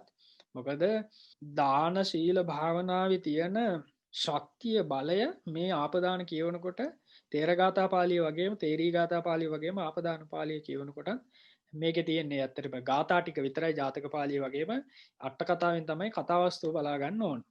එතකොට තේරාපදාන පාළියේ පළවෙනියටම බුද්ධ වර්ගයේ මේ බුද්ධාපදානය හා පච්චේක බුද්ධාපදානය හා තේරාපදාන 10ක් දැක්වෙනවා. සිහනාද වර්ගයේ ආපදාන 10යි, සුභූති වර්ගයේ තේරාපදාන 10යි, කුණ්ඩ දාන වර්ගයේ 10යි, උපාලි වර්ගයේ 10යි, විජිනි වර්ගයේ 10යි. එතකොට මේ විදිහට මේ වර්ග ටික ඔක්කොම මම සඳහන් කරලා තියෙනවා. මේ පළවෙනි එකේ ආපදාන 10 10 තමයි සඳහන් වෙන්නේ 56ෙම. එතකොට මේ ඩොක් එක බලලා කෙනෙකුට මේ ආපදානවල නම් ගම් ඊට පස්සේ පොත්තට ගිහිල්ලා බලලා ඒවා කියවන්න හැකියාව තියෙනවා. එතකොට මේ පළවෙනි 56ෙම තේරාපදානයේ 10 10 තමයි තියෙන්නේ. එතකොට ඒ ටික එකතු කරාම තමයි 500 ගණනක කවුන්ට් එකක් එන්නේ. ඊළඟට තේරී ආපදාන පාළියේ හතරක් තියෙනවා. සුමේදා වර්ගයේ, ඒකූපෝසිතික වර්ගයේ, කුණ්ඩල කේසි වර්ගෝ, කත්තියා වර්ගය කියලා හතරක් තියෙනවා. ඒකෙත් තියෙන්නේ 10 ඒවා හතරක්. එතකොට 40ක්. ඒ විදිහට තමයි සකස් වෙන්නේ මේ තේර සහ තේරී ආපදාන පාළිය. අපි ඒකෙත් සූත්‍ර පොතකට ගිහිල්ලා තේරාපදානය සහ තේරී ආපදානය එකක් බලමු. බුද්ධ ජයන්ති ත්‍රිපිටක ග්‍රන්ථ මාලා 36 වෙනි ග්‍රන්ථය, ආපදාන පාළිය සූත්‍ර පිටකයේ 31 වෙනි ග්‍රන්ථය, ආපදානයේ පළවෙනි කොටස. ඒතර ඒකෙත් අපි පටුනට ගිහිල්ලා බලමු. අපි සඳහන් කරපියව තමයි පටුනේ සඳහන් වෙන්නේ. ආපදාන පාළිය ප්‍රථම භාගය විශේෂ සුචි. එතකොට ඒකේ සඳහන් වෙන බුද්ධ වර්ගය, බුද්ධාපදානය, පච්චේක බුද්ධාපදානය පළවෙනි 1 සහ 2. ඊළඟට තේරාපදානය, සාරිපුත්ත තේරාපදානය, මහා මොග්ගල්ලාන තේරාපදානය, මහා කාශ්‍යප තේරාපදානය, අනුරුද්ධ තේරාපදානය, පුන්න තේරාපදානය, උපාලි තේරාපදානය, අඤ්ඤා කොණ්ණඤ්ඤ තේරාපදානය, ඔය විදිහට ආනන්ද තේරාපදාන, ඔය විදිහට මහරහතන් වහන්සේලාගේ තේරාපදාන තමයි සඳහන් වෙන්නේ. අපි එකක් බැලුවොත් එහෙම සාරිපුත්ත මහා රහතන් වහන්සේගේ තේරාපදානය. එතකොට මෙන්න මේ විදිහේ ගාථා තමයි තියෙන්නේ. සාරිපුත්ත තේරාපදානං අර ජාතක පොත වගේම ගාථා තියෙන්නේ. මේකේ කතාව තියෙන්නේ අට කතාව පරිශීලනය කරන්න ඕන කතාවස්තුව බලන්න නම්. එතකොට ජාතක පොත වගේම තමයි මේ ගාථාවල නම්බර එහෙම යන්නේ. අර 6000 ගණක් තියෙනවා කියලා කිව්ව ගාථා. ඒ විදිහට තමයි සඳහන් වෙන්නේ මේ ගාථා. මේකත් ටිකක් පරණ පාළියක් තමයි මේකෙත් තියෙන්නේ. මේ නූතන පාළියට වඩා ටිකක් මුල් කාලෙම යන ඒවා. ඉතින් ඒ නිසා මේවත් ටිකක් මහන්සියලා හදාරන්න ඕන පොත් තමයි මේ ආපදාන පාළිය, ජාතක පාළිය. ඒ වගේ පොත් ධම්මපදේ වුණත් ධම්මපද පාළියේ තියෙන ගාථාව විතරයිනේ කතාව තියෙන්නේ අට කතාවෙනේ. ඒ වගේ තමයි මේකත්. ඒතර මේ ආපදාන පාළිය මේ වගේම තමයි තේරී ආපදානියත් කතා ටික එහෙම බලන්න ඕන නම් අට කතාව බලන්නම ඕන. ඒතර මේ ආපදාන පාළිය මේ කුද්දක නිකායේ තියෙන එක පොතක්. ඒතර මේ පොත්වල තියෙන්නේ ඇත්තට ගාථා විතරමයි. ඒතර නිකන් හිතලා බලන්න මේ ගාථා 6000 ගාණක් විතර එක්කෙනෙක් කටපාඩම් කරගෙන මේවා අරගෙන එනවා කියන එක අකුරක්වත් වෙනස් නොකර කොච්චර සංකීර්ණ දෙයක්ද නේද? පෞද්ගලිකව මට ගත්තොත් එහෙම දැන් මට මේ ලැප්ටොප් එකේ තියාගෙන ඔක්කොම පොත් ටික තියාගෙන හිටිය හැකියි. හැබැයි එහෙම තිබිලත් අපි මේකේ මමත් මේ ආපදාන සම්පූර්ණයෙන් කියවලා නැහැ. මං හිතන්නේ මං 10ක් 15ක් විතර කියවලා නැති ඒවත් තියෙනවා. එතකොට මේවා කටපාඩමින් ඒ කාලේ ස්වාමීන් වහන්සේලා අරගෙන ඇවිල්ලා තියෙන කොච්චර අමාරු වැඩක්ද කියලා බලන්න. එතකොට උන්වහන්සේලා පුදුමාකාර කැපවීමක් කරලා තියෙනවා නේද? මේක විතරක් නෙවෙයිනේ. ඒ අතරේ උන්වහන්සේලාගේ භාවනා කටයුතු, ශාසන වැඩ කටයුතු, අනුග්‍රහ කරන බණ කියන ඒවාත් ඔක්කොම කරලා මේකත් කොහොම හරි රැකගෙන ඇවිල්ලා තියෙනවා. ඉතින් මේවා අපි පරිශීලනය කරන එක තමයි උන්වහන්සේලාට කරන ගෞරවය. ඒ කියන්නේ පරිශීලනය කරනවා කියලා කියන්නේ මේවා අපි ඉගෙන ගන්නවා. ඒකටනේ මේවා අරගෙන ඇවිල්ලා තියෙන්නේ. දැන් අපි පොඩි කාලේ එහෙම අපේ පන්සල් වල තිබිච්ච එක තමයි ඔය ත්‍රිපිටකයේ එහෙම කබඩ් වල දාලා තියෙන්නේ. ඒවා අරින්නවත් දෙන්නේ නැහැ. ඒවා නිකන් අර පූජා වස්තුන් වගේ දේවල්. ඒක හරියන වැඩක් නෙවෙයි. මේක පුළුවන් තරම් කරන්න ඕන දේ තමයි මේක විවරණය කරන්න ඕනේ. එහෙම නැත්නම් මේක කතා කරන්න ඕනේ. මේක අපි ඉගෙන ගන්න ඕනේ, හදාරන්න ඕනේ. එතකොට ධර්මයේ වගේ දේවල් ඉස්මතු වෙන්නේ නැහැ. ඇයි අපි පියෝ දහම තමයි අපි හදාගන්නේ. ඒක හැදෑරුවම ධර්මයේ විකෘති වෙන ස්වභාවය අඩු වෙනවා. ඉතින් මේක තමයි මේ කුද්දක නිකායේ තියෙන විශේෂත්වය. එතකොට මේ කුද්දක නිකායේ තියෙන ආපදාන පාළිය කියන කොටස. ඊළඟ එක බුද්ධ වංශ පාළිය 14 වෙනි එක. මේක 16 වෙනි ග්‍රන්ථයේ කුද්දක නිකායේ සූත්‍ර පිටකයේ 33 වෙනි එක, බුද්ධ ජයන්ති ත්‍රිපිටකයේ 38 වෙනි ග්‍රන්ථය. බුද්ධ වංශ පාළිය කියනකොටම තේරෙනවනේ මොකක් හරි බුදුරජාණන් වහන්සේගේ සම්බන්ධයක් තියෙනවා කියලා. එතකොට චතුරා සංකේය කල්පලක්ෂයක් මුළුල්ලෙහි ඒ අවස්ථාවන්හි සම්මා සම්බෝධිය අධිගමනය කළ දීපංකර තථාගතයන් වහන්සේ පටන් කොට අප ගෞතම තථාගතයන් වහන්සේ තාක් පස්විසි බුදු කෙනෙකුන් වහන්සේගේ ප්‍රවේණි විස්තර කතාව බුද්ධ වංශ පාළිය නම් වේ. මොකද්ද බුද්ධ වංශ පාළිය කියලා කියන්නේ? බුදුරජාණන් වහන්සේලා පස්විස්සක් උන්වහන්සේලාගේ ප්‍රවේණි කතා විස්තරයට තමයි බුද්ධ වංශ පාළිය කියලා සඳහන් වෙන්නේ කියලා සඳහන් කරනවා මෙතන. ඒකේ පරිච්ඡේද 5ක් තියෙනවා. පළවෙනි පරිච්ඡේදය තමයි රතන චංකමන ඛණ්ඩය. පළමු රතන චංකමන ඛණ්ඩයේ බුද්ධ වංශ දේශනායෙහි නිදාන කතාව විස්තර වේ. එතකොට පළවෙනි එකේ කරන්නේ නිදාන කතාව විස්තර කරන එක. දෙවෙනි සුමේද කතාවේ කරනවා. සුමේද කතාවෙන් බුද්ධ වංශය ආරම්භ වෙයි. දීපංකර බුදුරජාණන් වහන්සේ හමුවේයි අප මහා බෝසතාණන් වහන්සේ බුදු බවට නියත විවරණය ලද අයුරු එහි විස්තර කරනවා. එතකොට සුමේද කතාවේ තමයි අපි අහලා තියෙනවනේ දීපංකර පාදමූලයේ තමයි අප ගෞතම සම්මා සම්බුදු බුදුරජාණන් වහන්සේ නියත විවරණය ලබා ගත්තේ කියලා. එතකොට මේක කොහෙන්ද ඇවිල්ලා තියෙන්නේ? අපි දැනගෙන තියෙන්නේ මෙන්න මේ බුද්ධ වංශ පාළියේ සුමේද කතාවේ තමයි ඔය දේශනා ටික තියෙන්නේ. ඊළඟට තුන්වෙනි බුද්ධ වංශය තුල සූවිසි බුදුරජාණන් වහන්සේලාගේ ප්‍රවීණ කතාවන් ඒ බුදුන් හමුවේ අපබෝසතුන් වහන්සේ විවරණය ලදායුරුත් අවසානයේ අප ගෞතම තථාගතයන් වහන්සේගේ වංශ කතාව දැක්කෙන පරිච්ඡේදය බුද්ධ වංශය නම් මේ. එතකොට බුද්ධ වංශය කියලා කියන්නේ අර සූවිසි බුදුරජාණන් වහන්සේලා හමුවේ අපගේ බුදුරජාණන් වහන්සේ විවරණය ලබා ගැනීම සහ අවසානයේ අපේ භාග්‍යතුන් වහන්සේගේ ගෞතම භාග්‍යතුන් වහන්සේගේ වංශ කතාව දැක්වෙන එක තමයි බුද්ධ වංශය කියලා කියන්නේ. ඊළඟට බුද්ධ පකින්නක කාණ්ඩය තුල මෙහි ගාථා 18 සංගීතකාරක මහරහතන් වහන්සේලා තබන ලද නිදාන ගාථාව. එතකොට මේක සංගායනාවේ වෙලාවේ තමයි ඒ ස්වාමීන් වහන්සේලා මහරහතන් වහන්සේලා මේ ගාථා ටිකක් එතෙන්ට එකතු කරලා තියෙනවා. ඒක බුද්ධ පකින්නක කාණ්ඩය තුල අන්තර්ගත වෙනවා. ඊළඟ එක තමයි ධාතු භාජනීය කතා. දැන් ලංකාවේම හරි ප්‍රචලිත එකක් නේ මේක. ලංකාව විතරක් නෙමෙයි අපිත් මමත් පෞද්ගලිකව හරි කැමති එකක්. මෙහි ගාථා 14කින් සමන්විත වෙයි. එහි බුදුරජාණන් වහන්සේ පිරිනිමීමෙන් පසු බුදුරජාණන් වහන්සේගේ ශාරීරික ධාතු හා පාරිභෝගික ධාතු ලෝකයේ ව්‍යාප්ත වූ හැටි දැක්වෙනවා.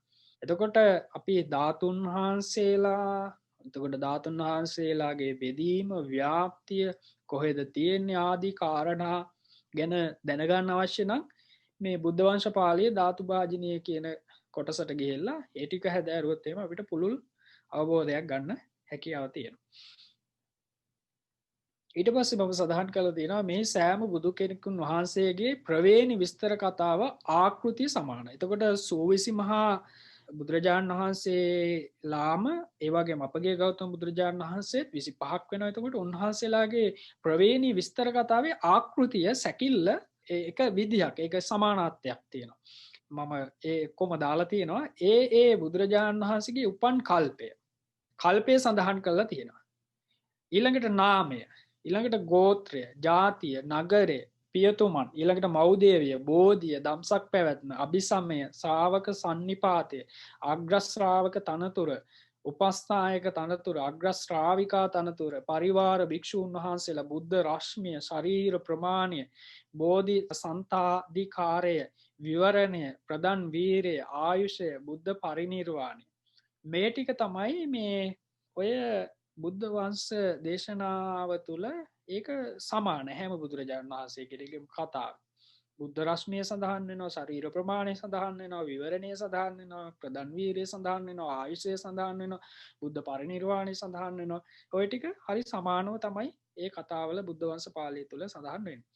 ඊළඟට භාග්‍යතුන් වහන්සේලා දෙනමක් සම්මා සම්බුදු භාග්‍යතුන් වහන්සේලා දෙනමක් ආයුෂයෙන් සමාන වෙන්නේ නැහැ. දැන් අපේ සම්මා සම්බුදු බුදුරජාණන් වහන්සේ 80ක්නේ ආයුෂ. හැබැයි අවුරුදු 80,000 20,000 එහෙම ඉන්න සම්මා සම්බුදු බුදුරජාණන් වහන්සේලා ඉන්නවා. ඊළඟට ශරීර ප්‍රමාණය කුලයෙන් සමාන වෙන්නේ නැහැ. ඊළඟට ප්‍රධාන වීරිය කළ කාල පරිච්ඡේදය සමහර සම්මා සම්බුදුරජාණන් වහන්සේලා සතියෙන් ප්‍රධාන වීරිය කරනවා. බුද්ධ රශ්මිය, අබිනිෂ්ක්‍රමණ යානය, බෝධි වෘක්ෂය, ඊළඟට පරියංක ප්‍රමාණය. එතකොට මෙන්න මේ කියන 8න් අසමාන වෙනවා. ඊළඟට බුදුරජාණන් වහන්සේලා පිළිබඳව කරුණු 4ක් නොවෙනස්ව පවතිනවා. කාරණා 4ක් තියෙනවා උන්වහන්සේලාගේ වෙනස් වෙන්නේ නැහැ. ඒක සමාන කාරණා ටිකක්. සියලු සම්මා සම්බුදුරජාණන් වහන්සේලාගේ බෝධි පර්යංකය එකම තැන සිද්ධ වෙනවා. ඒ කියන්නේ සම්මා සම්බෝධි අවබෝධ කරන්නේ එකම තැනක. අපේ ගෞතම සම්මා සම්බුදුරජාණන් වහන්සේ, කාශ්‍යප සම්මා සම්බුදුරජාණන් වහන්සේ ආදී හැම බුදුරජාණන් වහන්සේ කෙනෙක්ම එකම තැන ඉන්දියාවේ එකම තැනක තමයි මේ සම්මා සම්බෝධි ඥාණයට පත් වෙන්නේ. බුද්ධත්වය අවබෝධ කරගන්න. ඊළඟට ධම්සක් පැවතීම ඉසිපතන මෙගදායෙම තමයි වෙන්නේ. මේ ලෝකයේ වෙන කොහෙවත් ධම්සක් පැවතුම් දේශනාවක් වෙන්නේ නැහැ. ඉසිපතන මිගදාය කියන ඒ ධම්මචක්ක පවත්තන දේශනාව සිද්ධ කරන තැනම තමයි හැම බුදුරජාණන් වහන්සේ කෙරෙක්ම පළවෙනි සූත්‍ර දේශනාව ධම්සක් පැවතුම් දේශනාව සිද්ධ කරන්නේ. ඊළඟට දේවෝහරණය සංකස්ස නගරද්වාරය. එතකොට දේවෝහරණය කියන ස්වභාවය එහෙම නැත්නම් ඒකත් සිද්ධ වෙන්නේ සංකස්ස නුවරදීම තමයි. ඊළඟට ජේතවනයේ ගන්ධ කුටිය එකම තැන වෙයි. එතකොට ජේතවනාරාමේ ගන්ධ කුටියක් බුද්ධ කුටියක් තියෙනවා. ඒ බුද්ධ කුටිය නියතයි. හැම බුදුරජාණන් වහන්සේ කෙනෙකුට එතන තමයි ගන්ධ කුටිය නිර්මාණය වෙන්නේ. මේ කරුණු 4 හැම බුදුරජාණන් වහන්සේ කෙනෙකුට සමානයි සාධාරණයි. ඊළඟට සෑම සම්මා සම්බුදුරජාණන් වහන්සේලාටම සාධාරණ කාරණා 30ක් තියෙනවා. මම ඒ 30 මෙතන සඳහන් කළා නෑ. ඒක මම තීන තැන පෙන්නන්නම්. එතකොට එතන ඒක බලා ගන්න හැකියාව තියෙනවා. ඊට පස්සේ මම මේකේ සැකිල්ල සඳහන් කළා තියෙනවා රතන චංකමන කාණ්ඩය දෙක සුමේද කතා කියනගේ යටතේ තමයි දීපංකර බුද්ධ වංශය, කොණ්ඩඤ්ඤ බුද්ධ වංශය, මංගල බුද්ධ වංශය, සුමන බුද්ධ වංශය, රේවත බුද්ධ වංශය, සෝබිත බුද්ධ වංශය, අනෝමදස්සේ බුද්ධ වංශය, පදුම බුද්ධ වංශය, නාරද බුද්ධ වංශය, පදුමුත්තර, සුමේද, සුජාත, පියදස්සී, අත්තදස්සී, ධම්මදස්සී, සිද්ධාර්ථ, තිස්ස, පුස්ස, විපස්සී, සිකී, වෙස්සබෝ, කකුසඳ, කෝණාගමන, කාශ්‍යප, ගෞතම කියන සම්මා සම්බුදු බුදුරජාණන් වහන්සේලාගේ බුද්ධ වංශය තමයි මේ සුබේද කතා කියන කොටසේ සඳහන් වෙන්නේ. ඊළඟට බුද්ධ පකින්නක කාණ්ඩය ධාතු භාජනය. එතකොට ධාතු බෙදෙන ඇටි ආදී කාරණා ඒකේ සඳහන් වෙනවා. ඒ ටික තමයි බුද්ධ වංශ පාළි. අපි ඒකත් පොඩ්ඩක් බලලම පොතට ගිහිල්ලා 38 වෙනි ග්‍රන්ථයේ මේ පොත් දෙකක් තියෙනවා. එකක් තමයි මේ බුද්ධ වංශ පාළිය සහ චර්යා පිටක පාළිය. ඒකේ 16 17 කියලා ග්‍රන්ථ දෙකක් හැටියට සඳහන් කරලා තියෙන එකයි. එතකොට මේක අපි පොට්ටුන්ට ගිහිල්ලා බැලුවොත් එහෙම මම අර කලින් සඳහන් කරන්නේ මේ හැම බුදුරජාණන් වහන්සේ පිළිබඳවම කරුණු හතරක් වෙනස් වෙන්නේ නැහැ. ඒ වගේම තමයි හැම බුදු කෙනෙක්ටම සාධාරණ ධර්මතා සමතිසක්. ඒ කියන්නේ 30ක් තියෙනවා. ඒ 30 මෙන්න මේ පොතේ පළවෙනියටම මේ පටුනට කලින් සඳහන් කරලා තියෙනවා. මේ ඕනනම් එතනින් ඕන කෙනෙකුට බලා ගන්න පුළුවන්. ඒකෙන් එකක් දෙකක් මම සඳහන් කළොත් එහෙම පච්චිම භවික බෝධිසත්වයන් සිහි නුවණින් යුතුව මව් කුසින් බිහි. එතකොට බෝධිසත්වයන් මව් කුසින් බිහි වෙනකොට සිහි නුවණින් යුතුව තමයි මව් කුසින් බිහි වෙන්නේ. ඊළඟට මව් කුස පළගක් බැඳ පිටත බලා සිටීම. මව් කුස ඉන්නකොට පළගක් බැඳගෙන පිටත බලාගෙන ඉන්නවා. ඊළඟට බෝසත් මව් සිටි පියෙහි සිට බෝසතුන් බිහි කිරීම. ඒ කියන්නේ මේ මෑණියන් බෝසත් මාතාව මේ හිටගෙන තමයි බෝසත්තුමන් බිහි කරන්නේ. ඊළඟට අරණෙහිදී මව් කුසින් බිහිවීම. ඒ කියන්නේ වනාන්තරයේ තමයි මව් කුසින් බිහිවීමේ ඒ ක්‍රියාව සිද්ධ වෙන්නේ. උපන් කෙනෙහි උතුරු දිගට සත් පියවරක් ගොස් සිහනාද කිරීම. එතකොට ඉපදිච්ච ගමන්ම උත්තරද්‍රේශයට එහෙම නැත්නම් උතුරු දිගට පියවර 7ක් ගිහිල්ලා සියනාදය කරනවා. අග්ගෝහමස්මි ලෝකස්ස කියලා අපි අහලා තියෙනවා. ඒ සියනාදය කරනවා. ඊළඟට සතර පෙර නිමිති දැක පුත්කුමරු උපන්දා මහා බිනික්කමණය කිරීම. පැවිදිව යටත් පිරිසෙන් 7 දිනක් හෝ ප්‍රදාන් වීරය කිරීම. එතකොට යටත් පිරිසෙන් 7 දිනක්. 7 දිනට වැඩි වෙන්නත් පුළුවන්. අපේ ගෞතම බුදුරජාණන් වහන්සේ ඒ 7 දිනට වැඩි අවුරුදු ගාණක්නේ. ඊට පස්සේ බුදු වන දවස් කිරිපිඩු වැළඳීම. එතකොට බුද්ධත්වයට පත් වෙන දවසේ කිරිපිඩු වැළඳීම. තන ඇතිරෙහි වැඩහිඳ සර්වඥතා ඥාන අධිගමනය. එතකොට සම්මා සම්බෝධි ඥානය අවබෝධ වෙන්නේ තන ඇතිරේක ඉඳගෙන. බුද්ධත්වයේ සඳහා ආනාපාන සති කමඨහන වැඩිම. එතකොට හැම බුදුරජාණන් වහන්සේ කෙනෙක්ම ආනාපාන සති කමඨහන මුල් කරගෙන තමයි බුද්ධත්වයට පත් වෙන්නේ කියලා සඳහන් වෙනවා.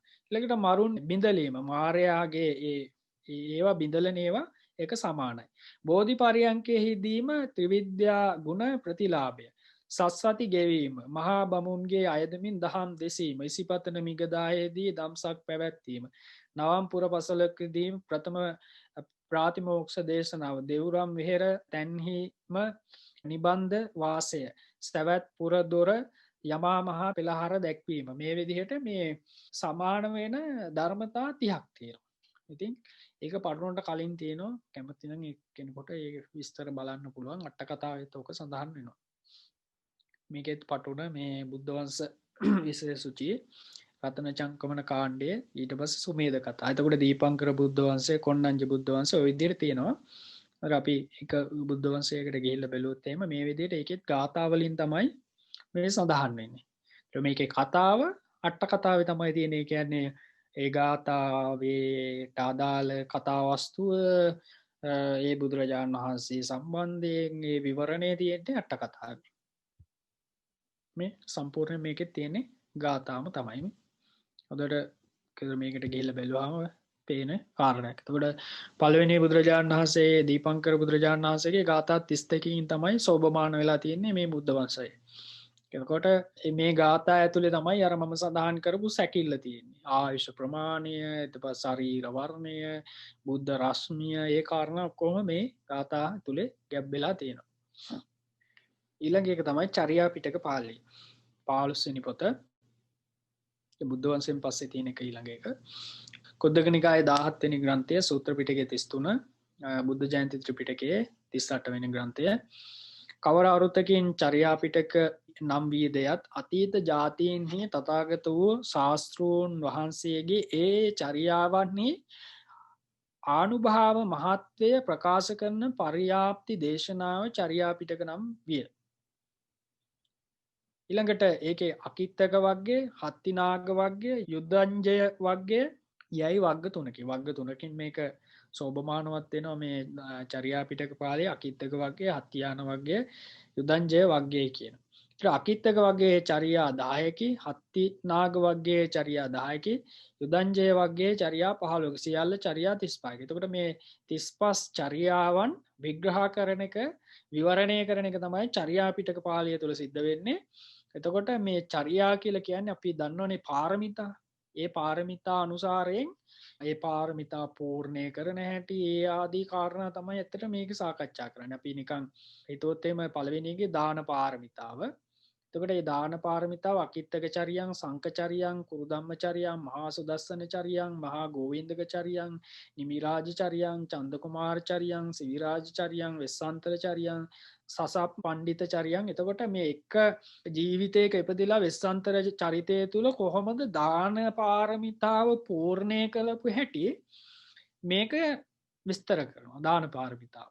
ඊළඟට සීල පාරමිතාව ඒකෙත් මාතු පෝසක චරිතය, උරිදත්ත චරියං, චුල්ල බෝධි චරියං, මහිස රාජ චරියං, ඔය විදිහට රූරුමිග චරියං, සීල පාරමිතාව, සංකපාල චරියං ඒක පූර්ණය කරපු හැටි විස්තර කරනවා. ඊළඟට නෙක්ඛම්ම පාරමිතාව.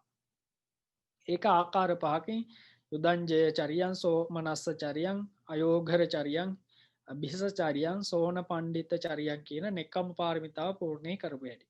අදිඨාන පාරමිතාව තේමිය පණ්ඩිත චරියං. සච්ච පාරමිතාව මේ විදිහට ඒක සච්ච පාරමිතාව. ඊළඟට මෙත්තා පාරමිතාව ආකාර දෙකකින් සොන්න චරියං, ඒක රාජ චරියං. ඊළඟට උපේක්ඛා පාරමිතාව මහා ලෝම හංස චරියං. එතකොට මේක තමයි මේ චර්යා පිටක පාළියේ මේ පාරමිතාවන් පූර්ණේ කරපු හැටි විස්තර කරනවා. ඒක තියෙන්නේත් අපි අර දැන් බලබලා හිටිය මේ බුද්ධ වංශ පාළියේම පොත දෙකට බෙදලා චර්යා පිටක පාළිය කියලා සඳහන් කරලා තියෙනවා. එතකොට මේක තමයි චර්යා පිටක පාළියේ පටුන. අර සඳහන් කරපු ටික තමයි මෙතන තියෙන්නේ. එතකොට අපි නිකන් හිතුවොත් වෙස්සන්තර චරිතයේ දාන පාරමිතාවේ එකට කියලා වෙලොත් මේකේ ගාථා වලින් වෙස්සන්තර චරිතය සඳහන් වෙනවා. එතකොට ඒකේ කතා වස්තුව තියෙන්නේ චර්යා පිටක අට කතාවේ. එතකොට මේක ජාතක පොතෙත් තියෙන වෙස්සන්තර ජාතකය කියලා, චර්යා පිටකයේ තුලත් තියෙනවා. දැන් මම සඳහන් කරා ජාතක පොත කියන එක මේ තාම මේ පුළුල්ව විහිදෙන එකක් කියලා කිව්වේ අන්න ඒකයි. කියන්නේ මේ ඒ වෙස්සන්තර ජාතකය පදනම් කරගෙන ඒකේ තියෙන ගාතත් මේකේ තියෙනවා සමහරක් වෙලාවට. එතකොට මේ දාන පාරමිතා මේ වෙස්සන්තර කතාව හිම නැත්නම් ඒ චරියාව මේකේ සඳහන් වෙනවා මොනවද කරේ, කොහොමද දානීය සිද්ධ කරේ, ඒක පූර්ණය කරේ, ඒ හැම එකක්ම මේකේ සඳහන් වෙනවා. ඉතින් මේක තමයි මේ චර්යා පිටක පාළියේ තුල තියෙන්නේ. එතකොට මේ හැම පොතකම වගේ අර අවසානයේ ගාථා පාද සුචි ඔක්කොම මේ පොත ඇතුලේ සඳහන් වෙනවා. ඊළඟට නෙත්තිප්පකරණය සහ අන්තිම පොත හැටියට පෙටකෝපදේශ ඔය පොත් දෙක තමයි අවසාන දෙක හැටියට තියෙන්නේ. එතකොට මේ දෙකත් මේක ටිකක් අමාරුම පොත් දෙකක් මේ කුද්දක නිකායේ තියෙන නෙත්තිප්පකරණය. කුද්දක නිකායේ 18 වන ග්‍රන්ථය, සූත්‍ර පිටකයේ 34 වන ග්‍රන්ථය, බුද්ධ ජයන්ති ත්‍රිපිටකයේ 39 වන ග්‍රන්ථය. එතකොට නෙත්ති කියලා කියන්නේ මොකටද කියලා සඳහන් වෙන්නේ කේනට්ඨේන නෙත්ති සද්ධම්ම නයනට්ඨේන නෙත්ති. සද්ධර්මයේ නයනාර්ථයෙන් තමයි නෙත්ති කියලා කියන්නේ. නෙත්ති අටුවාවේදී ධම්මපාල ස්වාමීන් වහන්සේ විසින් හික්මිය යුතු ජනයා නවවිධ සද්ධර්මයේ වෙත පමුණුවන අර්ථයෙන් නෙත්ති නම් වන බව සඳහන් කරලා. තව සරල අර්ථයකින් කියනවනම් ධර්මපාල ස්වාමීන් වහන්සේ අටුවාවේ සඳහන් කරනවා මේ සද්ධර්මය තුල හික්මවිය යුතු ජනයා හික්මවීමේ අර්ථයෙන් නෙත්ති කියලා සඳහන් කරනවා. එතකොට නෙත්තිප්පකරණය මහා කච්චායන මහරහතන් වහන්සේ දේශනා කරපු දේශනා පොතක් හැටියට තමයි සඳහන් වෙන්නේ. මේකට ලොකු මත තියෙනවා. කොහොම නමුත් මම ප්‍රධානම මතය තමයි මෙතනට අරගෙන තියෙන්නේ. ත්‍රිපිටකය තුල අන්තර්ගත ඒ ස්වාමීන් වහන්සේලා පිළි අරගෙන තියෙන මතය. එතන මහා කච්චායන මහරහතන් වහන්සේ විසින් තමයි මේ දේශනා කළා තියෙන්නේ. උන්වහන්සේ විචිත්‍ර භාණක, ඒ කියන්නේ සැකවෙන් කියපු එකක් විස්තරාර්ථයෙන් කියීමට තමයි උන්වහන්සේ දක්ෂ. දැන් උදාහරණයක් ඇටියට ගත්තොත් එහෙම මජ්ක්‍ධිම නිකායේ තියෙන මදුපිණ්ඩික සූත්‍රය එහෙම විස්තර කරන්නේ උන්වහන්සේනේ. එතකොට ඒ වගේ තමයි උන්වහන්සේ අග්‍රස්ථානයට පත් වෙලා හිටියේ. එතකොට නෙත්ති ප්‍රකරණය සඳහන් වෙන්නේ මේ විශේෂ ක්‍රමයක්. මේක ටිකක් අභිධර්මයේ වගේ ටිකක් ඒක පැත්තට බරයි. හාර ණය ප ဋ ාණ යනුවෙන් කොටස් තුනක් තියෙනවා. සංඝා වාර, විභාග වාර වශයෙන් වාර දෙකයි. එතකොට හාර ණය ප ဋ ාණ කියන ආකාරයට මේක කොටස් කරලා තියෙනවා. සංගාහන වාර, විභාග වාර කියලා වාර දෙකක් තියෙනවා. එහින් සංගාහා වාරයට අයත් පැත්තේ කතා 5යි, විභාග වාරයේ තුල උද්දේශ, නිर्देश, පටිනිर्देश යනුවෙන් කොටස් 3ක් තියෙනවා. ඒ වයින් පටිනිर्देश වාරයේ සිව් ඇදෑරුම් මේ 4 විභංග වාරය, 4 සම්පාත වාරය, ණය සමුත්ථාන වාරය, ශාසන ප ဋ ාණ වාරය වශයෙන් ආකාර 4ක්. ඉතින් මේකත් ඇත්තට මට කියන්න තියෙන්නේ මේකත් ඉතින් ත්‍රිපිටක අධ්‍යයනය කරන කෙනෙක් තමයි මේවා බලන්නේ, නැත්තම් මේවා ටිකක් අමාරු පොත්. සූත්‍රවල සැඟවිච්ච අරුත් තමයි මේකේ විවරණය කරන්නේ. ඉතින් මේ දැන් මේ වැඩසටහනේ අපි මේ පොතත් ඉතින් කතා නොකර බෑනේ. ඒ නිසා තමයි මම මේ කෙටියෙන් හරි මේ පොත ගැන පොඩි සඳහනක් මෙතන සඳහන් කරලා තියෙන්නේ. එතකොට උද්දේශ, නිर्देश, පටිනිर्देश කියන කොටස විස්තර කරනවා. ඊළඟට හාර විභංගයේ දේශනා, විචය, යුත්තිහාර, පදට්ටාන, ලක්කන, චතුබ්බ ඔය විදිහට ආවට ආදී ලෙස ඒ හාර විභංගයේ විස්තර කරනවා. ඊළඟට හාර සම්පාතයකත් ඒ විදිහටම ආකාර 16කින් විග්‍රහ කරනවා. ඊළඟට ණය සමුට්ටාන, ශාසන ප ဋ ාණ කියන මේ කොටස් දෙක ඒකත් ඒ විදිහට විග්‍රහ කරනවා. මම ඒක පොඩ්ඩක් තැනක් පෙන්නන්නම්. ඒ මොනවද ඒ වගේ කතා කරන්නේ කියලා. දැන් මේ වචන හරබවල් මෙහෙම තිබුණට ඒ වගේ කතා කරන්නේ අපි දන්නව කාරණාම තමයි. නමුත් ඒවා ටිකක් අර පුළුල් අර්ථයෙන් කතා කරන නිසා තමයි මේ ගොඩාක් වෙලාවට මේ පොත් මේ හැංගිලා තියෙන්නේ. ඊළඟට මම පිටකෝපදේශයත් මේත් එක්කම කියලා මේ පොත් දෙක එකටම අපි බලමු. ඊළඟට පිටකෝපදේශය කියලා කියන්නේ නිर्देश පාළියේම දිගුවක් හැටියට තමයි ඇත්තටම මේ මට නම් පෞද්ගලිකවම තේරිලා තියෙන්නේ. කුද්දක නිකායේ 19 වෙනි ග්‍රන්ථය, සූත්‍ර පිටකයේ 35 වෙනි ග්‍රන්ථය, බුද්ධ ජයන්ති ත්‍රිපිටකයේ 7 වෙනි ග්‍රන්ථය. සම්බුද්ධ භාෂිත වූ පරියාප්තියට භාජනය වූයෙන් ධර්ම, අභිධර්ම, විනය පිටකයයි විවහාර කරනු ලැබේ. පිටකයන්ගේ සංවර්ණාව පිටකයයිද පිටක සංවර්ණාවට දක්වන උපදේශ පිටකෝපදේශය නම් මේක ඇත්තට මේ ත්‍රිපිටකය හදාරන කෙනෙක් මේ පොත කියන්නේ ත්‍රිපිටකය අධ්‍යයනය කරන කෙනෙක් මේ පොත ගොඩාක් වෙලාවට එයා පරිශීලනය කරන පොතක්. මේක පෞද්ගලිකව මමත් කරන එකක්. මොකද මේ ත්‍රිපිටකයේ ඔය මම දැන් මේ වැඩසටහන උනත් මම මේකෙන් තමයි මේ ගොඩක් කරුණු ගොනු කරගන්නේ. දැන් මේකෙම සඳහන් වෙන සම්බුද්ධ භාෂිත වූ පරියාප්තියට භාජනය වූයෙන් ධර්මා, අභිධර්ම, විනය. කියන්නේ සූත්‍ර, අභිධර්ම, විනය ආදී ලෙස පිටකයයි විවහාර කරනු ලැබේ. පිටකයන්ගේ සංවර්ණනාව පිටකයයි. පිටකයන්ගේ සංවර්ණනාව පිටක කියලා කියනවා. පිටක සංවර්ණනාවට දක්වන උපදේශය පිටකෝපදේශය නම් වේ. ඒවට දක්වන උපදේශය එහෙම නැත්නම් ගයිඩ් එක දෙන එකට පිටකෝපදේශය කියලා කියනවා. පිටකෝපදේශය නෙත්ති ප්‍රකරණයට අනුවම සකස් වූවකි. නෙත්ති ප්‍රකරණයේ විස්තර නොකළ ධර්ම කරුණු පිළිබඳව වැඩි විස්තරයක් මේක සඳහන් වෙනවා. මේ මහා කච්චායන මහ රහතන් වහන්සේ විසින් දේශනා කරපු දේශනා තමයි මේකේ තියෙන්නේ. එතකොට නෙත්ති ප්‍රකරණයත් පිටකෝපදේශයත් කියන දෙකත් කුද්දක නිකායේ කාණ්ඩ දෙකක් හැටියට ඇතුළත් කරලා තිනවා. ඒ පොත් වහන්සේලා දෙනමම මහා කච්චායන මහ රහතන් වහන්සේගේ දේශනා කරපු පොත් දේශනා තමයි. එතකොට මේක 8යි තියෙන්නේ. පඨම, ဒုတိ ය, චතුත්ථ, පංච, චට්ට, සත්තම, අට්ට කියලා ආකාර 8කින් තමයි පිටකෝපදේශය විස්තර කරන්නේ.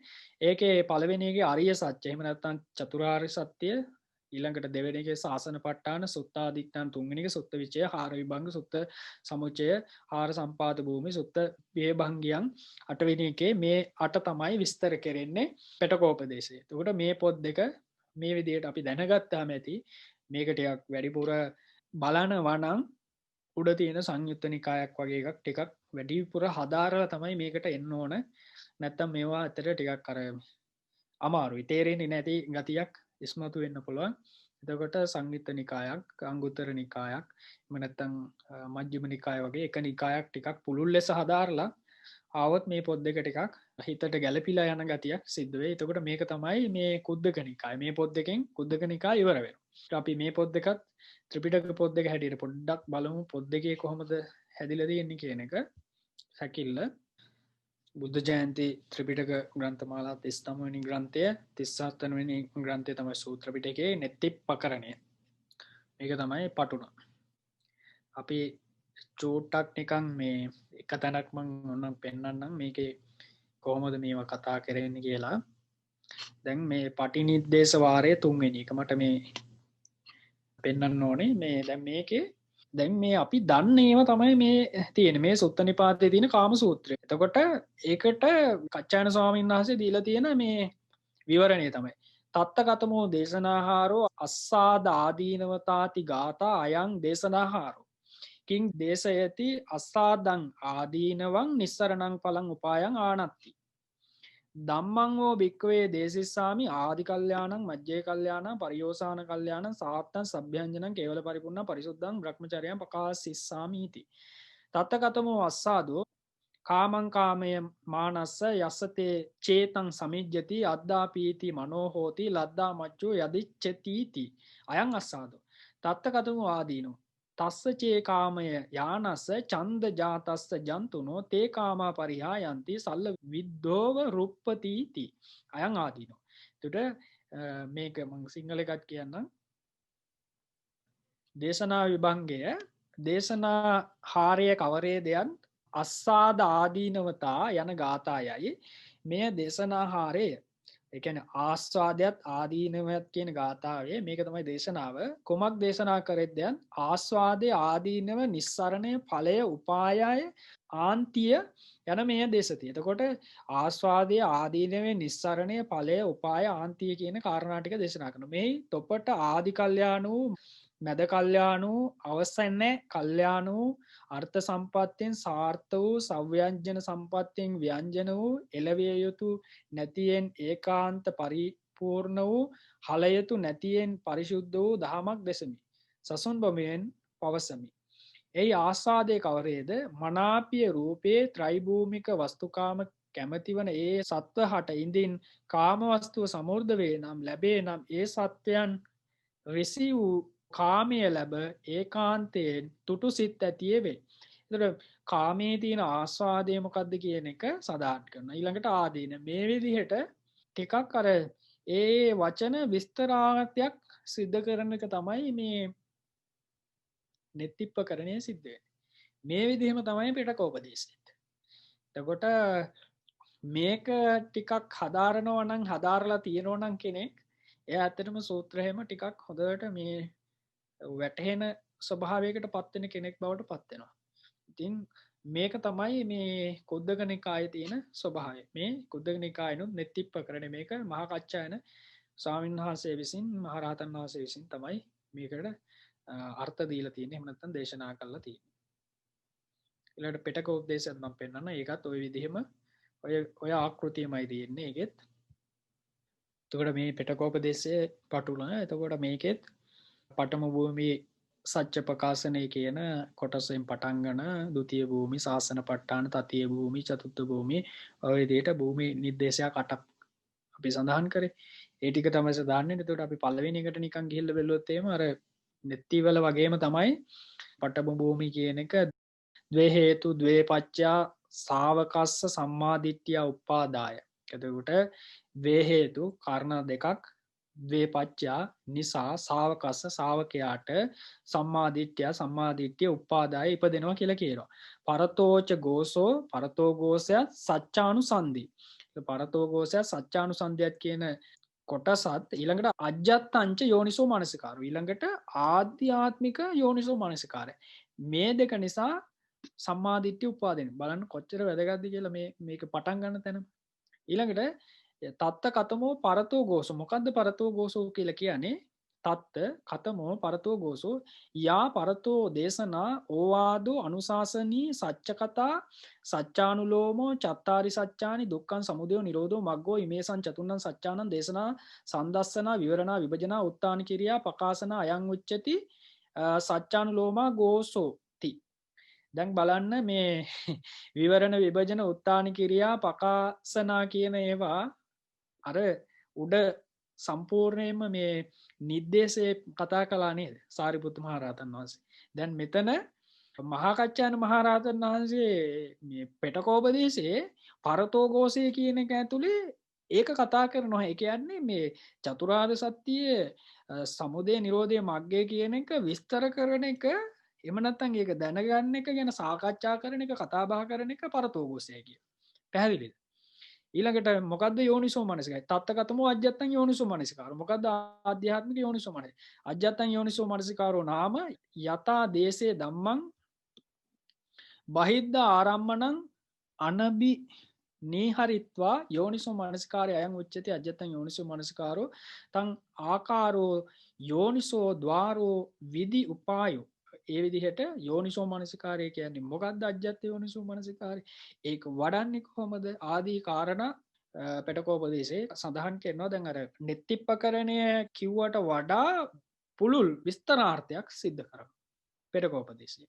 ඉතින් ওই දෙක තමයි නෙත්ති සහ පෙටකෝපදේශයේ තියෙන වෙනස සහ ඒ පොත් දෙකේ තියෙන ගම්භීරත්වය. දැන් කුද්දකනිකාය පොට්ටික මෙතනින් අපිට අවසන් වෙනවා. එතකොට සූත්‍ර පිටකේ දැන් අපි නිමා කරලා තියෙනවා සැකවින්. නමුත් මේක මේ වැඩසටහන් 8කින් ඉවර කරා කියලා කියන්නේ නැහැ. අපි පොඩ්ඩක් නිකන් මේ පින්තූරයක් ඇඳගෙන ගියා වගේ නිකන් සිද්ධ කරා. ඒක තව අර්ථයකින් කිව්වොත් එහෙම අයන්න උඩ ඇඳා. අයන්න ඇන්දෙත් නෑ අපි.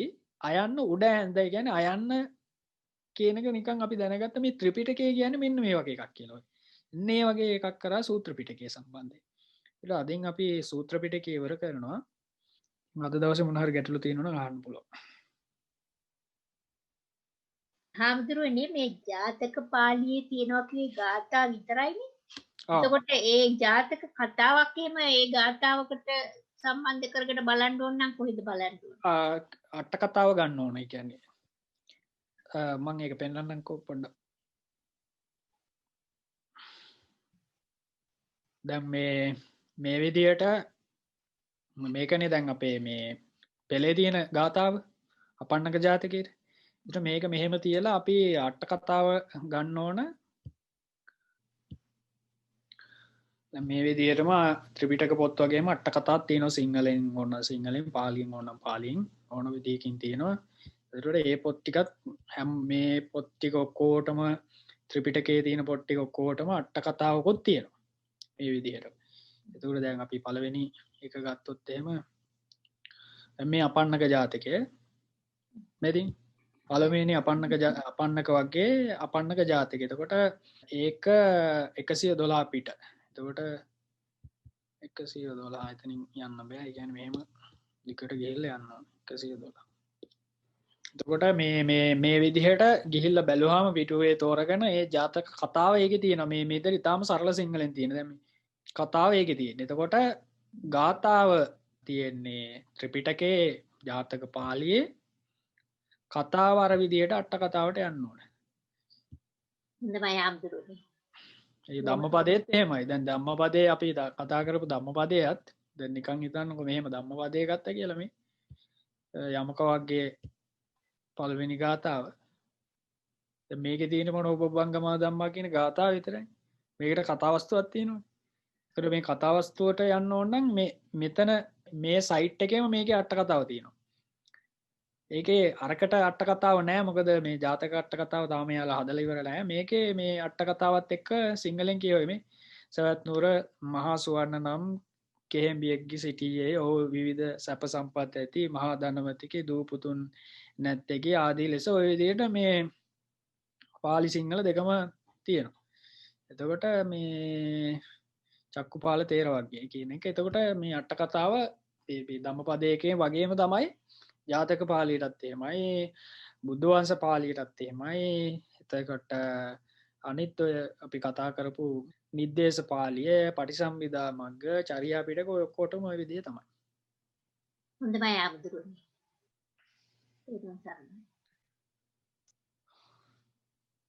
තව ගැටලු තියෙනවද?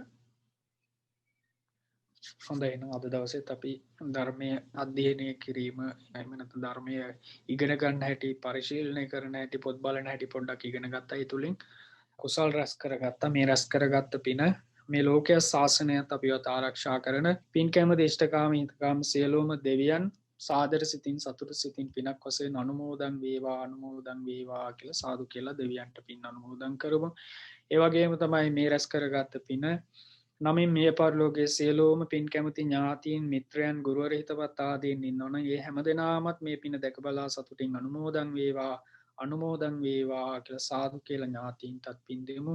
ඒ වගේම ඔබ අප හැම සියලු දෙනාටම මේ රැස් කරගත් කුසලයේ පින උපකාර කරගෙන සංසාර දුකෙන් නිදහස් වීම පිණිස උපනිශ්‍රය කුසල කර්මයක්ම වේවා වේවා කියලා සාදු කියලා පින් අනුමෝදන් වෙන්න. හැම දෙනාටම ආශිර්වාද කරනවා සිත සාන්තිය අභිවෘද්ධිය චිරජීවනීය දිගාසිරි සම්පත් සැලසේවා නිදුක් නිරෝගී සුවපත් වේවා කියලා ආශිර්වාද කරනවා. කවුරුත් වන්දනා කරගන්න සුඛී හෝතු. අභිවාදන සීලිස්ස නිච්ඡං වද්දාපචායිනෝ චත්තාරෝ ධම්මා වඩ්ඩන්ති ආයුවන්නෝ සුඛං බලං ආයුරාරෝග්‍ය සම්පatti සංඝ සම්පatti මේවච අතෝ නිබ්බාන සම්පatti මිනාතේ සමිජ්ජතු සුඛං